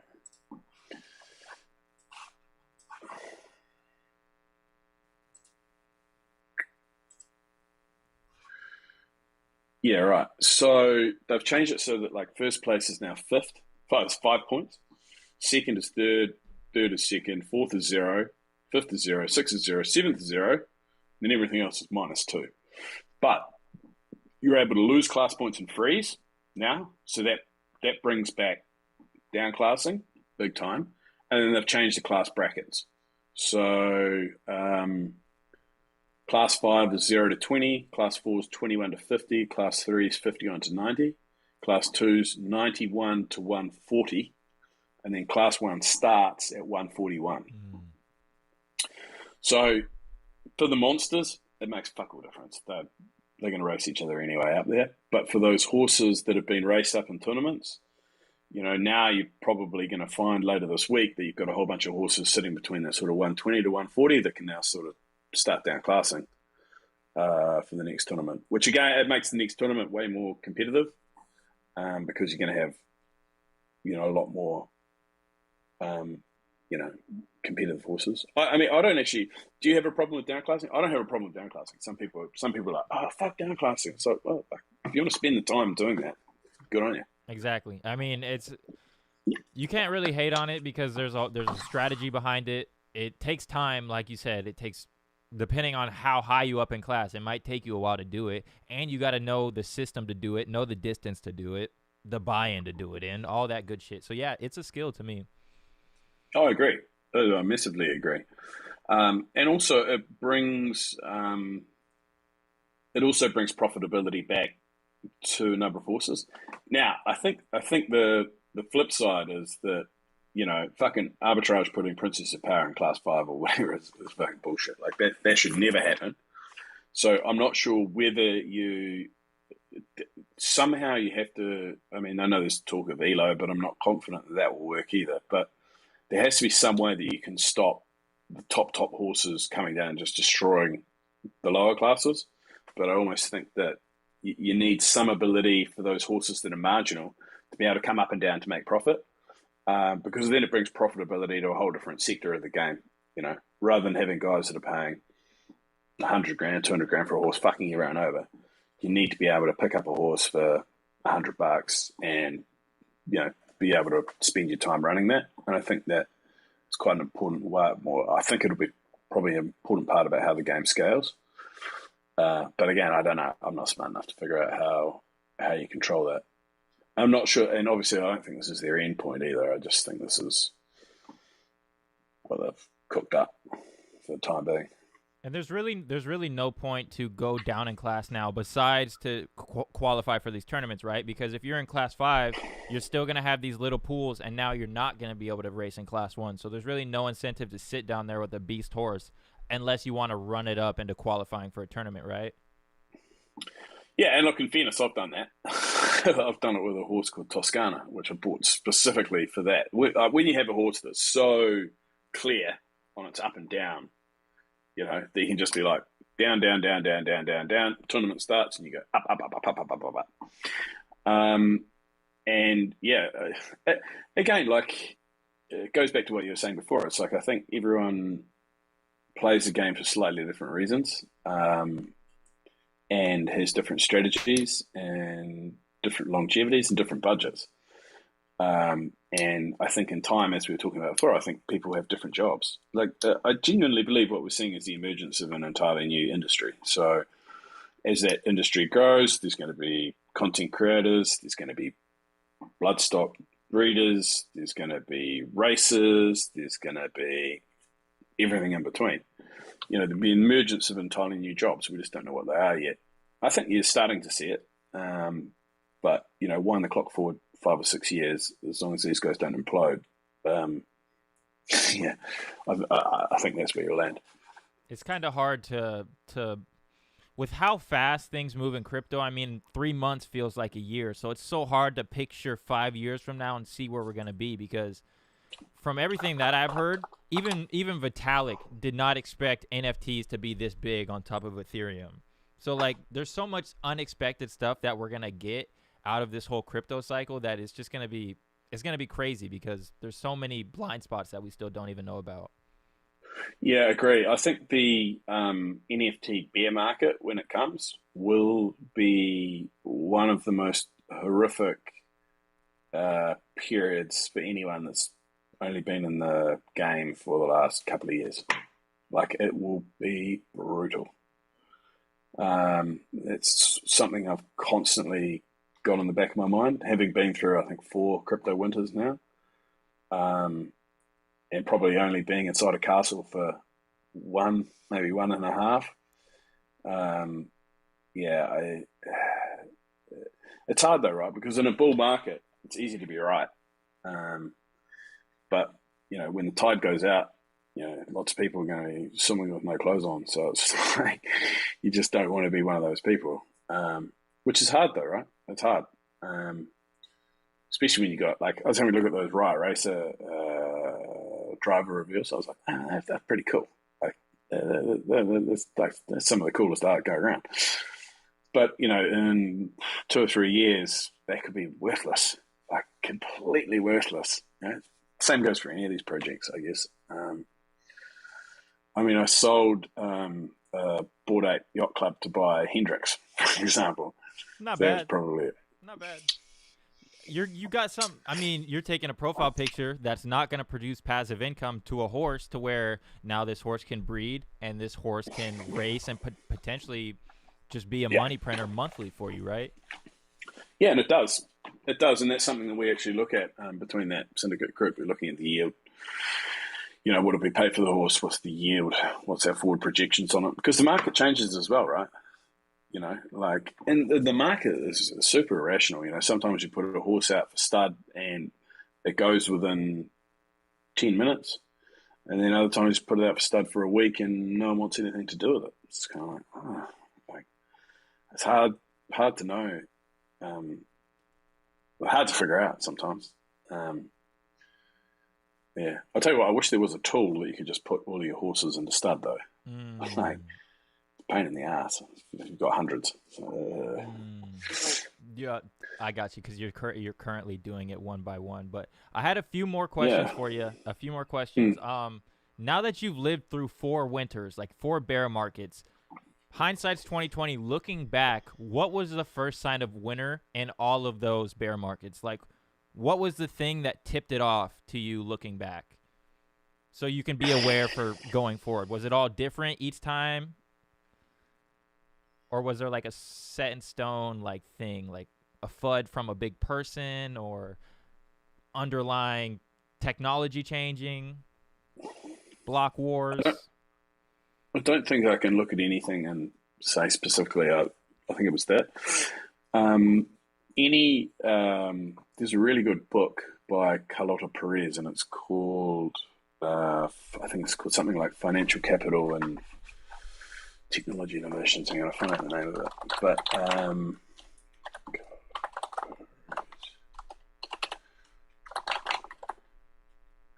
Technological Revolutions of Financial Capital.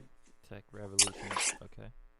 Technological Revolutions of Financial Capital. It's actually a textbook, like a university textbook, but it goes through some of the major technical revolutions of the past 1,000 years. So things from like canal mania right through to like mainframe computing. And it talks about how you get the inflow of capital as a new technical revolution comes into being the commonplace inside society. So I think this kind of boom and bust cycle it's part of it, and it's happened over and over again. Again, I gave up years ago trying to pick the highs and lows. Like, I'm not a technical analyst. I don't know. I think directionally, if you're long crypto, is probably not financial advice, but it's probably the right place to be, in my opinion. And it's more just trying to figure out where those growth markets are going to be. Like, what's real and what's not. And like, going back to your point before, it's like, do I think profile pictures is going to be a thing? I was like, no, I don't. But if there's utility, or I think there has to be utility with this whole NFT thing. That's different. That's a different rabbit hole, right? Like, it's a rabbit hole. I think the biggest thing with the NFT thing is that you're seeing the emergence of an entirely new asset class inside crypto, and that's probably, so outside of the sort of the currencies and the base layers and the different interseeding chains. I think NFTs is the first time I've ever seen something which I can look at and go, "Oh shit, that can be modeled with DCF with traditional financial metrics as far as what is the value of this asset," and I've never seen that before. I've never seen it that it's so closely aligned with traditional finance, if that makes sense. So are you saying like right now we're just kind of having fun, but in the future, like when a bear market hits, we're really going to use NFTs for like houses or cars or these like real world aspect type things? Is that what you're saying, compared to like profile pictures and games right now to what we're using them for? No, I think I think all these 10,000 profile pic things go to fucking zero, largely, unless there's some. You can look at punks and apes, and you can see that humans will ascribe value to whatever they want, right? So if you get enough people with a shared belief that something's got value, then it's got value. Enough people believe at the moment that apes have got value and punks got value, and therefore they do. But again, when they don't, they don't. So, and there is no cash flow associated with either of those. So, wow, that's not entirely true with apes, right? Because I started to do licensing deals and stuff, which is interesting in and of itself. But I think the point I was trying to make is that the way that I'm looking at it is I want to be able to see a future in which there are long-term consistent cash flows attached to those assets, which are the NFTs. And if I can see that there's long-term cash flows and I can try and model it, then you can start to put pricing on it. And I think that's where we're at. I think that's where we're heading. Whether I'm right or not, fucking who knows? But yeah, that's what I think the future looks like as far as the NFT space. How that fits into the wider crypto space, don't know. Who knows? Who fucking knows? But I want to be holding as few shit fucking NFTs as possible when winter does start, because winter is never fun. So where do you feel like parking during winter? Like, what projects are you definitely sitting in during an NFT winter? Bitcoin. That's it? No, are you still holding Zed-Run horses? Yeah. Okay, Bitcoin and Zed-Run, I like that. Mate, I've been in space for a long time, right? I'm lucky. I've got investments in like lots of different players in the space, and I probably just have a different time horizon now in the way I think about a lot of these things. So Zed-Run for me was always a 10-year play. So, inside traditional, if you look at the way a traditional venture capital fund works, right? They're normally 10 years. And so the general partners will take money in from investors. They'll have a deployment phase, which lasts 3 to 4 years, where they'll push most of the money out the door. They might save 30%. The next 2 years, say 5 and 6, they're going to double down on their winners, and then they're going to do nothing. And then they'll start harvesting. The harvest phase in a fund is sort of year 8, 9, 10. So if you're entering Zed-Run, we're at the deployment phase. We're nowhere near the harvest phase. We're like 8 years away, in my mind. So this for me was always and that I come from that background, right? So that's how I think about a lot of these investments. It's exactly how I look at this project. This is a 10-year play for me. I'm trying to build a brand. I'm not fucking even thinking about exiting for like another 8 to 10 years. So So that's why I'm still buying. I'm still deploying, right? But inside that 10 years, we're definitely going to have at least one winter, maybe two. And, that's probably where your best buying is. But how you manage your USD versus your Ethereum versus your Bitcoin versus your Z-Run holdings that's the name of the game, really, right? That's awesome. How do you think about it?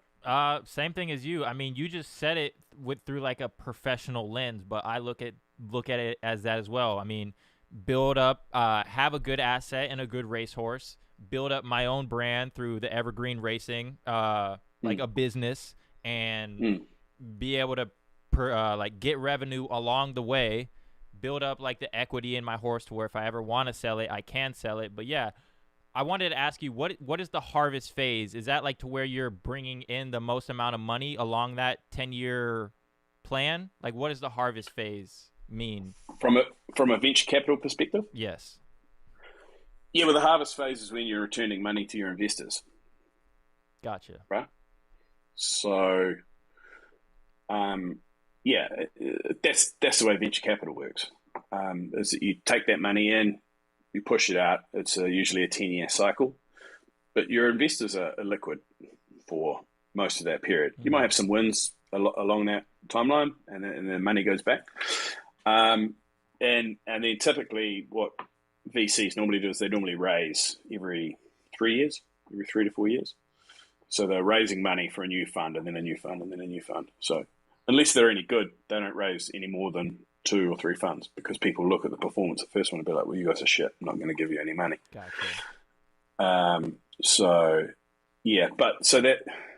that's the way I think about my own investments is inside that structure. I think it's actually quite a good way to think about things, especially in because what this is early stage investing, right? Which is pretty much all crypto investing is early stage investing, and early stage investing is the riskiest of the lot. And it doesn't matter how good you are, your failure rate is still going to be very high. So even if you're the best in the world, if you're investing at the early stage, then your failure rate is probably going to be 70 to 80% of your investment's going to go to zero. So you sort of have to have that expectation as well, as far as right-sizing the investments. Like if you're just going to go balls deep over here, you have to realize that the industry averages suggest that you're going to lose your shirt. So you just have to be cognizant. And I think that, again, with these crypto bull market waves, there's a lot of people that seem very clever, but it's for mine, it's nothing more than survivorship bias. They've managed to time the market right, I can sell out, whatever. But like, it's nothing more than luck. It's just fucking good luck. But if you can do it for extended periods of time over multiple different investments, it's not luck. It becomes something different. But I certainly think there's a lot of survivorship bias in crypto that gets confused for successful investing, if that makes sense. Yeah, I got you. Yeah, but same thing. I'm here long term. Honestly, like I potentially look to this game to like help me create generational wealth and then be able to pass a digital horse down onto my kids. Like that's crazy. And if a digital horse can still like be a revenue to my children, like that's a crazy story, right? Mate, it's definitely how I think about it. I'll tell you what though, if you think about it, I was thinking about this the other day. So how do you create scarcity? So we've already seen that Z took, when I joined Z, which was in March or April, the breeding barn was closed, right? It was, wasn't even open for the months.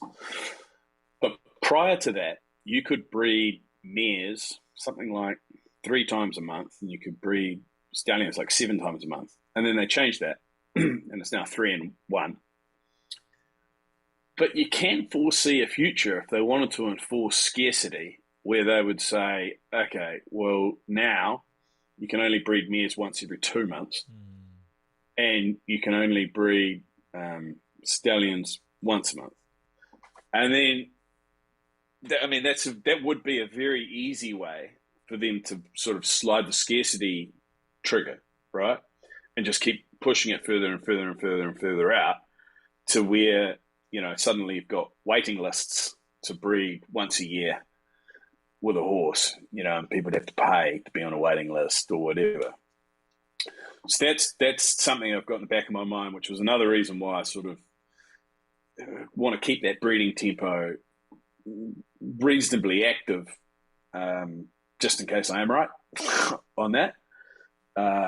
Because if it is going to be generational wealth transfer, then there must be some element of scarcity as well as cash flow, I think. And so what other ways are there to manage that apart from that?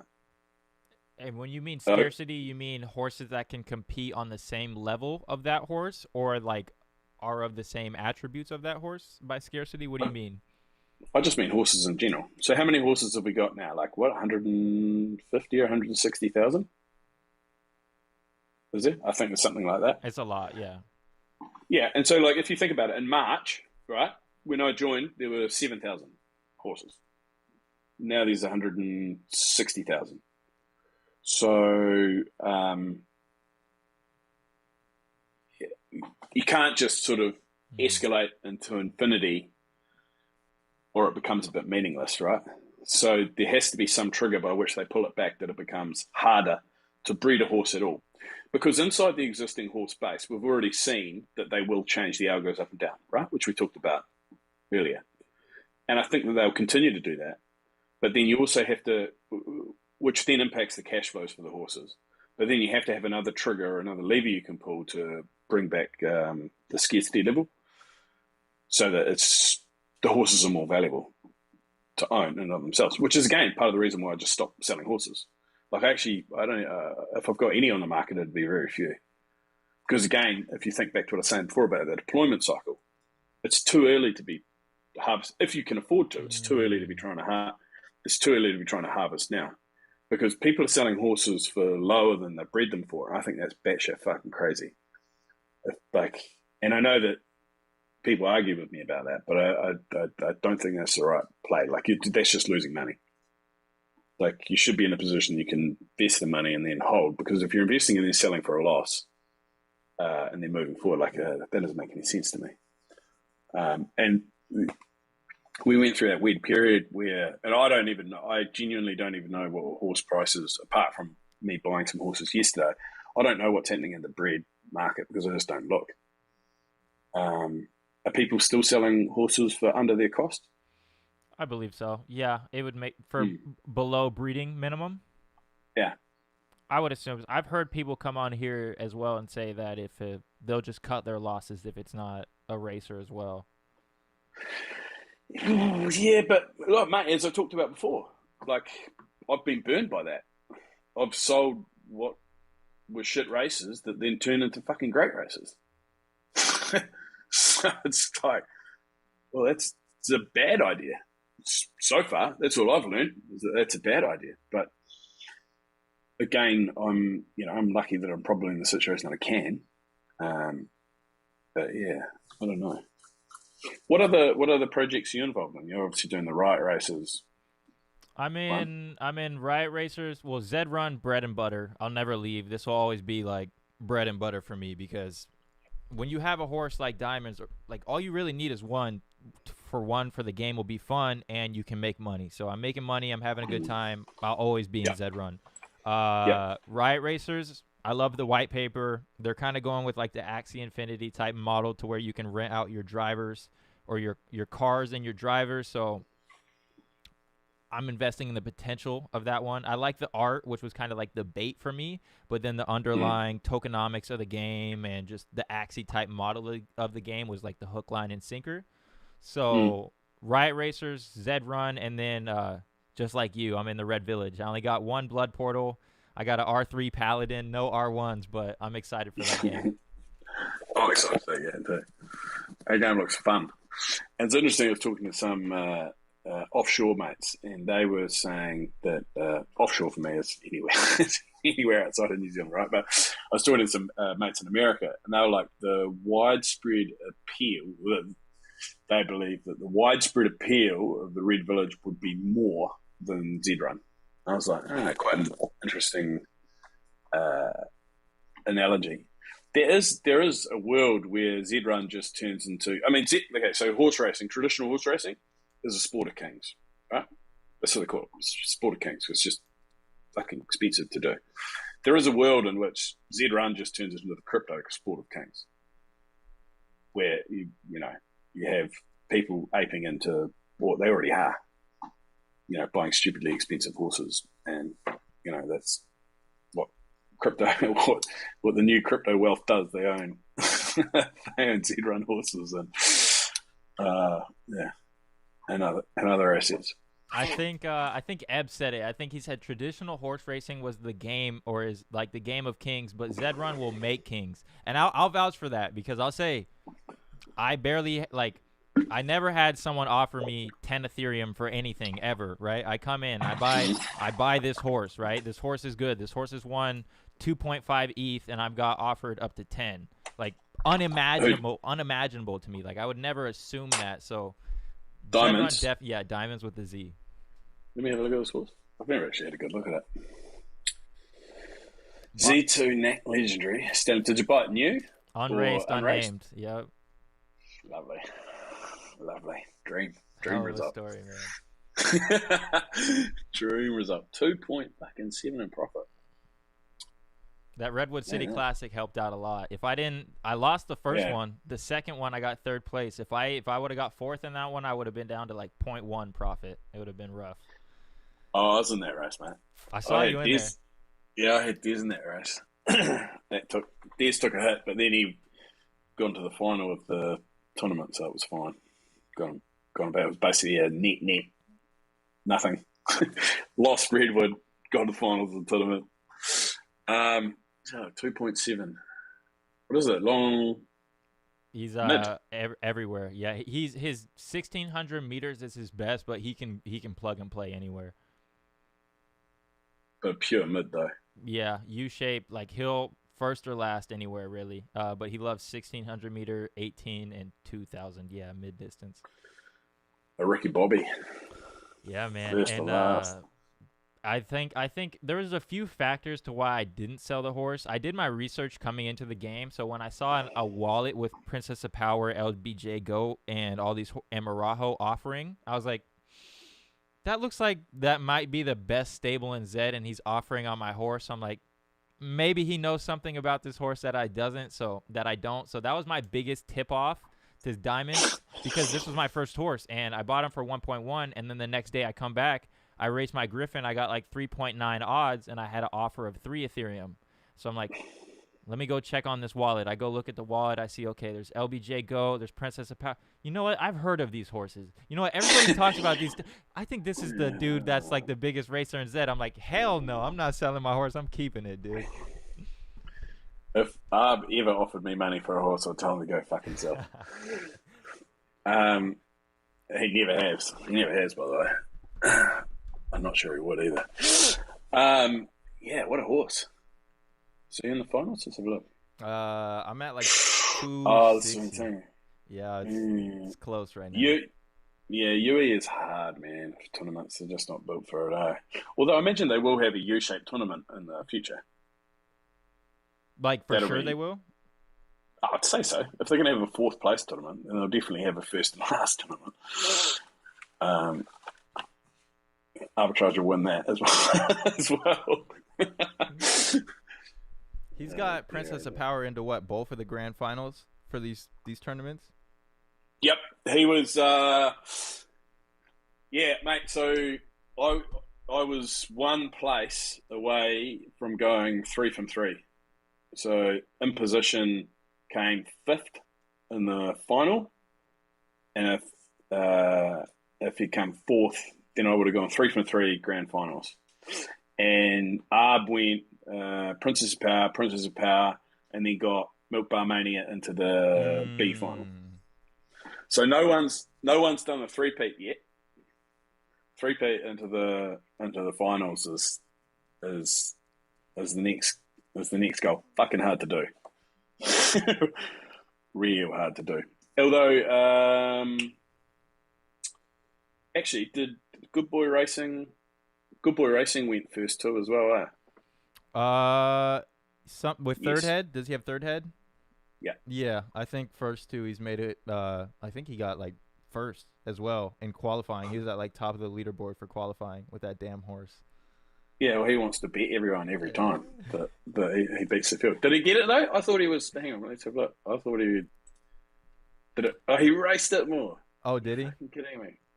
I'm coming second in mid runners actually Right now? with that horse. Yeah, with that horse that fucking changed up. That shit racer that's just turned into a great racer. it's just wasting everyone. Now it's coming second in the thing. I can't see it. I might race it again actually. I can't see it winning. Like it's just weird. But You yeah. never know. You never know. I don't think anybody figured it out to pull that first one out of the tournament. What do you think? What do you think about What did you think about Sentinel Gate? I'm gonna say I didn't do enough research, but man, it's interesting. It's definitely interesting to see. Either you gotta have massive balls to come in, buy that horse for that much, and just say, yeah, $3,000 race, don't care, tossing it in, run it back for another one, tossing it in. I mean, but I heard someone say like for every conspiracy or like bad way you could think of something, there's one reason that's just not malicious. Just somebody might have liked the name. Well, have you heard? There's a concept called Occam's razor, which is what I was saying when it was going down, which is like the simplest answer is usually the correct one. The simplest solution is usually the correct one to any problem. Occam's razor on Sentinel, in my opinion, is someone just aped into a Z2 and was like, yeah, fuck it, I'm going to go in these big races. Fucking started dropping these big races and just won a couple. And was like, this game's fucking easy.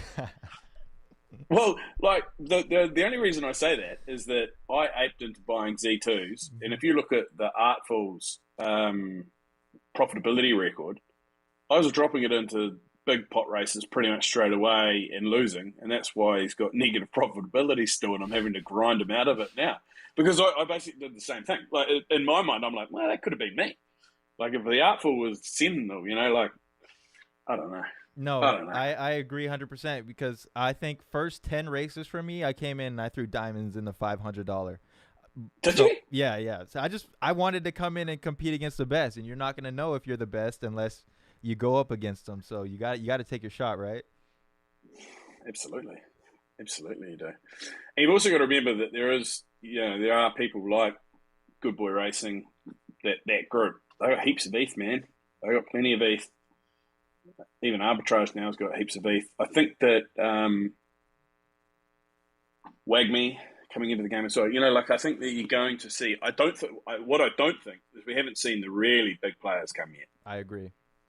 I think that there'll be really big money come into the space and start buying up. I think I'm a really junior version of that, and I think Wagme and Good Boy Racing are next level of that. Arbitrage now with his bankroll is right up there as well.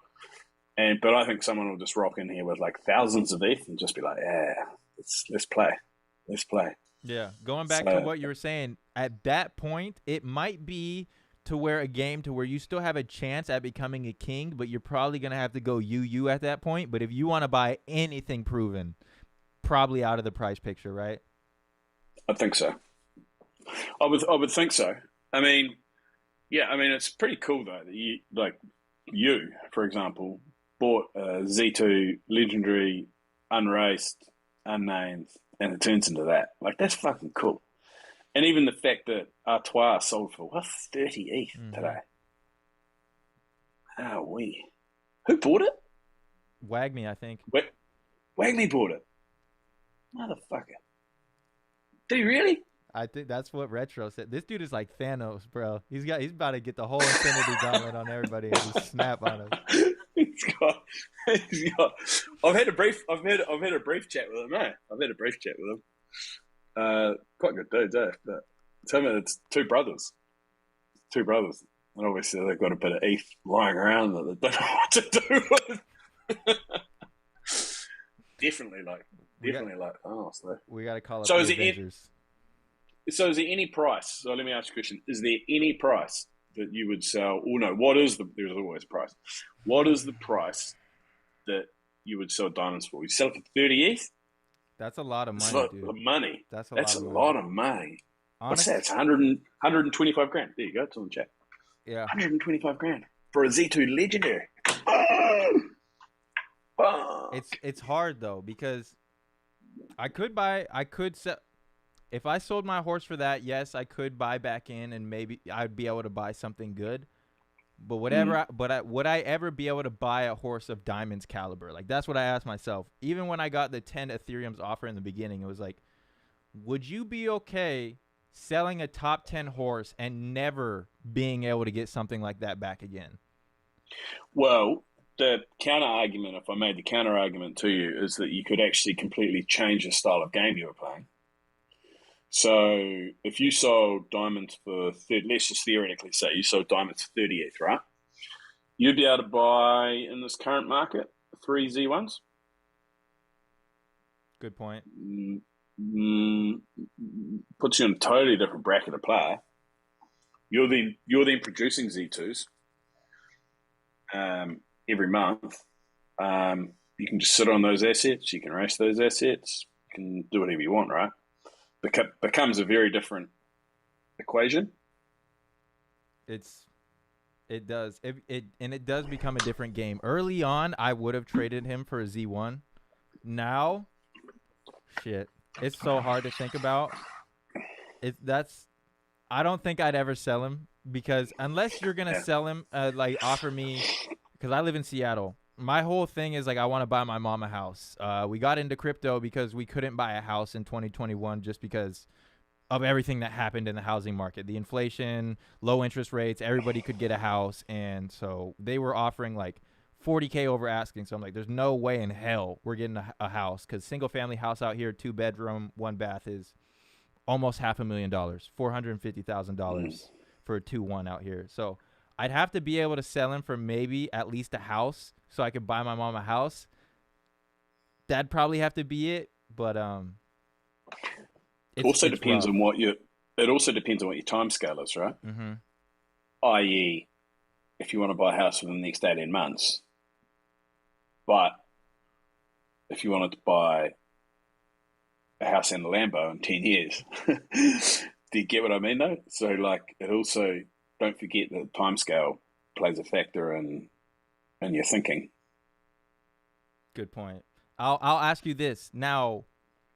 Do you ever think we get a 30 ETH race? Because I know he can compete anywhere. So a horse like that, I know I can hop in that race, and if I win that race, I get the money and get to keep the horse. So it's kind of a win-win, right? Yes. So to answer your question, yes, I do. I think there'll be $1 million races, and I think it won't be that long. I genuinely think in the next 3 years we'll see the first $1 million race. But whether that's a tournament or whether that's one of these one-off sponsored events, I think for the sponsored events, you have to fucking think you're going to win, right? Right. Like the Netflix one we were both in, right? So Des, they'd made a change, and Des just started running differently, and I knew that he had a fucking chance, because I was like, and he went to the fucking grand final right straight after that. So I was like, he's running really fucking well, but you have to be fucking certain if you're going to start dropping 3, 4, 5, 6, 10, 20, 30 grand on entering a race, or you have to have your own sponsors or big bank balances or whatever, right? But for a tournament, absolutely. I don't know. I think, look, to answer your question, yes, 100%. And, if Eb said that it's going to make kings, fuck, bro. Imagine if you won $1 million race. And get to keep the horse. Like, that's the biggest benefit for me. I'm like, that's what's such a mind-bending thing about this game, is that you can sell this horse right now for X amount of money. But are you going to be kicking yourself in 2 years because someone won that race, or 2 times the amount that you sold that horse for in a race a few years from now? Yeah. It's yes. Going back to Ducky Doofy, he said his best moment in Zed was selling Breathless Edge, and then his worst moment is when it sold for 110 or something like that. It's like, damn, dude. Damn near $500,000. Oh, US. That's a fuck ton of money, man. For Breathless Edge as well. Like, not taking anything away from Breathless Edge, but it's like, there's plenty of fucking horses like Breathless Edge in the game. It does make me, I was talking about it with Jack this morning, just about Wagme's buying. And it's kind of like, sort of going back over some of the stuff we talked about, it's like, I'm not sure that buying the best horse in the game or the perceived best horse right now is necessarily the right strategy, because the horses change. Good point. So, like, and until there's some certainty around that, one, I don't really want to sell anything, and two, I don't really want to buy anything that's not sort of like Genesis, unraced, unbred. Like, I just think that you'll overpay. Otherwise, we'll potentially overpay. There's not enough visibility for me to be sure. Plus, I don't actually enjoy racing that much, right? So I don't like the grind. I hate the grind. And so if you don't want to do the grind, then you have to have someone to race the races. I don't know. It's not my strategy. I'm not saying it doesn't work, but I don't know. It's not my thing. Do you hold on to horses that you named and bred over Genesis horses that have already been named? Do you hold like an emotional connection with the ones that you named? Nah, I don't think so. I have bloodlines I protect. Probably the only, like, I try and I try and protect Bit of Bonza as much as possible, and Blinding Diamond. Blinding Diamond is Z2 Knack Genesis that I've got, who again is a shit racer, but breeding wise, it's just monsters. Just, in fact, it's Bambi Rither's father. And yeah, I don't want those bloodlines to go that far. And they're the ones that I've regretted, is when those bloodlines get out, and I've done it for a short-term reason, like, create some ETH cash flow or whatever, I always end up regretting it. So now I've just stopped doing it altogether, because I hate it. Like, in fact, Alhambren and Shunzi, I wanted to buy that horse back, so I sold it to Jack. Jack sold it. It then turned into a great racer. If you ever look at that horse, like, it's a good racer. What's the name? Now, Alhambren Shunzi. I'll tell you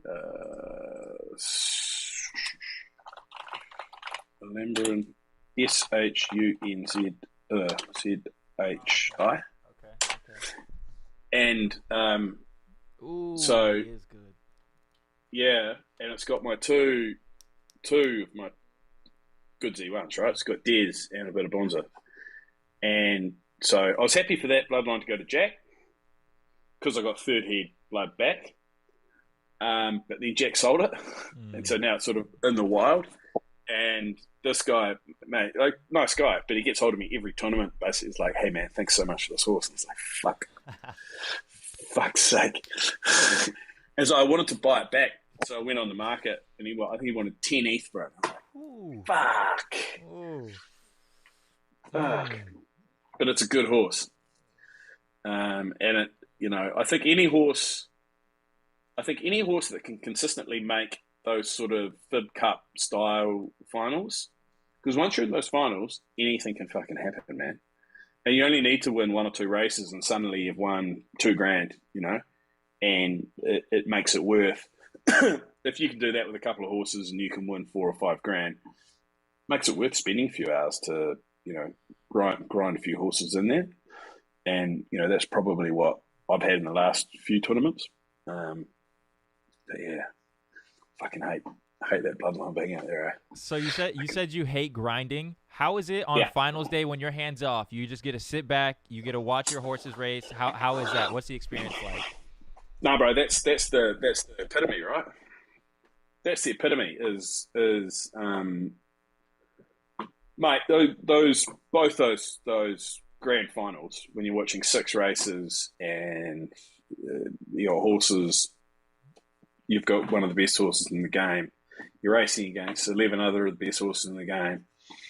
Anything can fucking happen.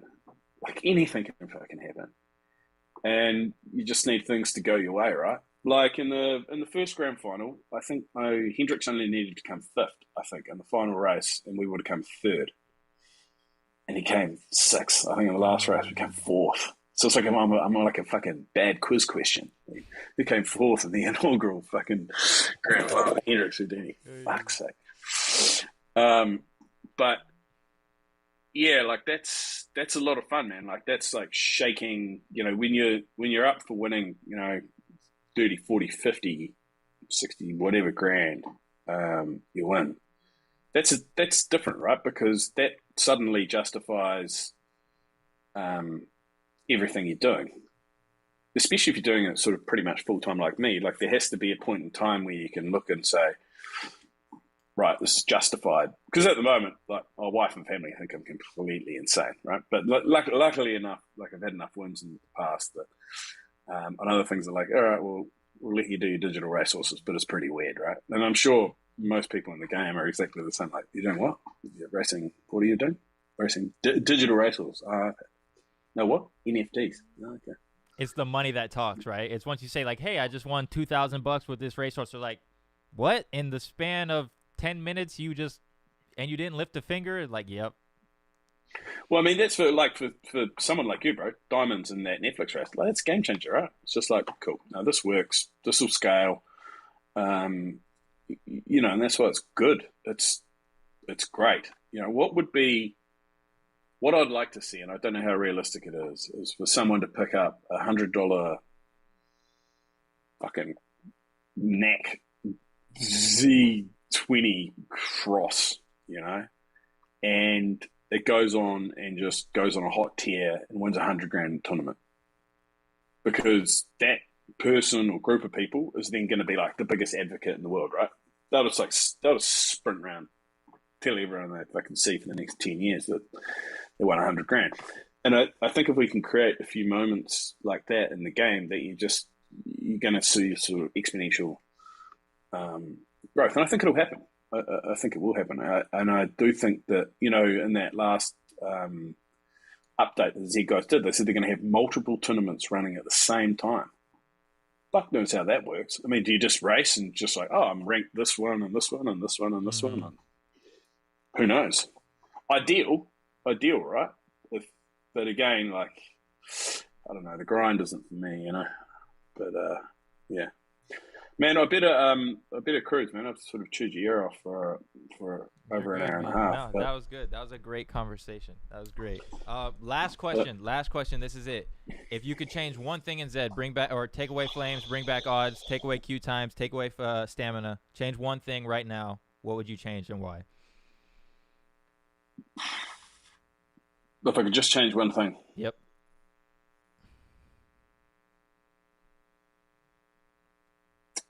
I don't know. I wouldn't bring back odds.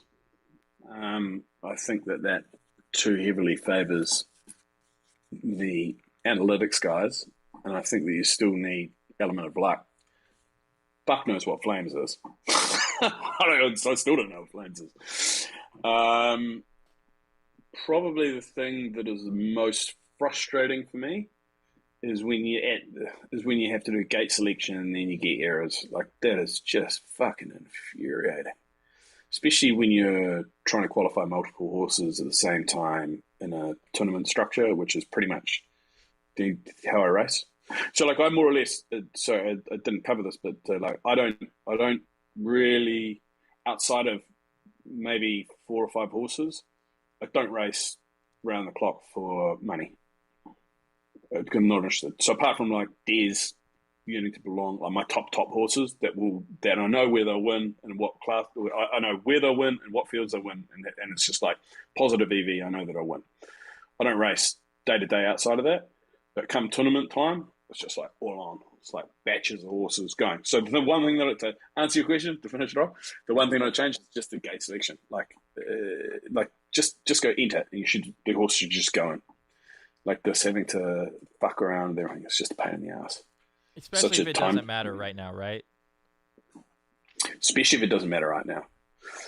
I mean, yeah, the gate selection one's an interesting one if you're going to have that as a selection item, because I think what you'll see is you'll just see massive cock blocking. So, like, yeah, you will, right? So if you know Princess of Power's gate is 4, and you race against Pop day in day out, fuck, before you even enter your horse, you're just going to put a fucking donkey into fucking gate 4, and then you'll be like, cool, go after, or you cock block first, then go after my own gate, you know. And so you'd be there early enough, and you're just going to have bots start doing that. So I don't really see how they're going to make that work, but I can see how it would add. I mean, just like in real racing, right? You have the draw, and on some days you get lucky and you get the inside.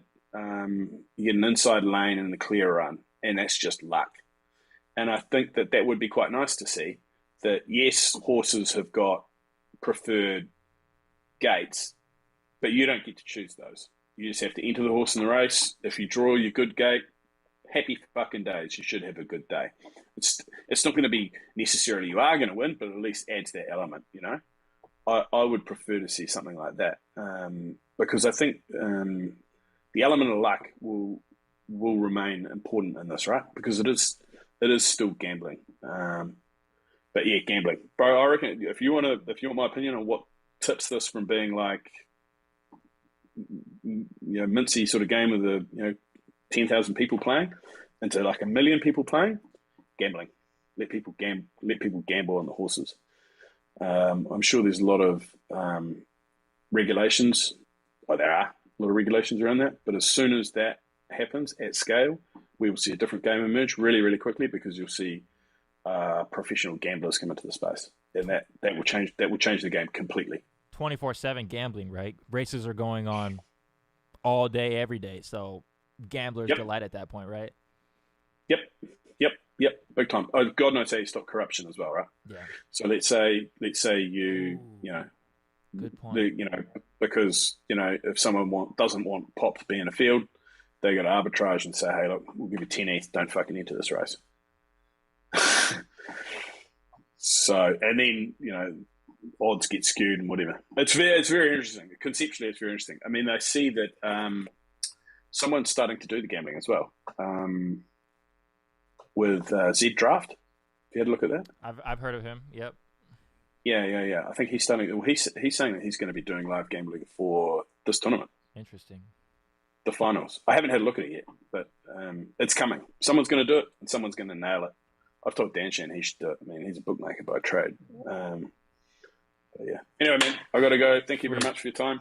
Really appreciate it. Where can people contact you at? Where can people contact you and hit you in the DMs at? Twitter. I usually just talk shit and fucking troll people, and or Discord.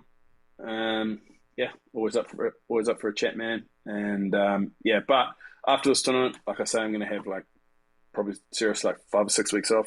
Just chill out, spend some time with family, get ready for next year. Next year's going to be a big year, and I want to win some money. Let's go. Some money. Let's fucking go. But mate, look, appreciate it. Yeah, but look, mate, really appreciate your time. I think you're doing an awesome job. I love what you're doing for the community. I think it's really, really important part of what we're all trying to create. And yeah, anytime you want me back on, man, anytime. Thank you, man. Have a good day. You too, mate.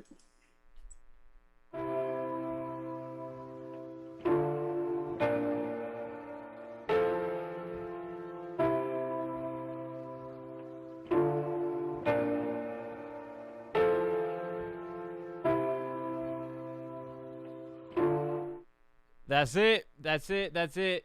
Lucky Jack, Dan Fisher, Retro Racing, Avon Field Stables, Retro Dan Fisher.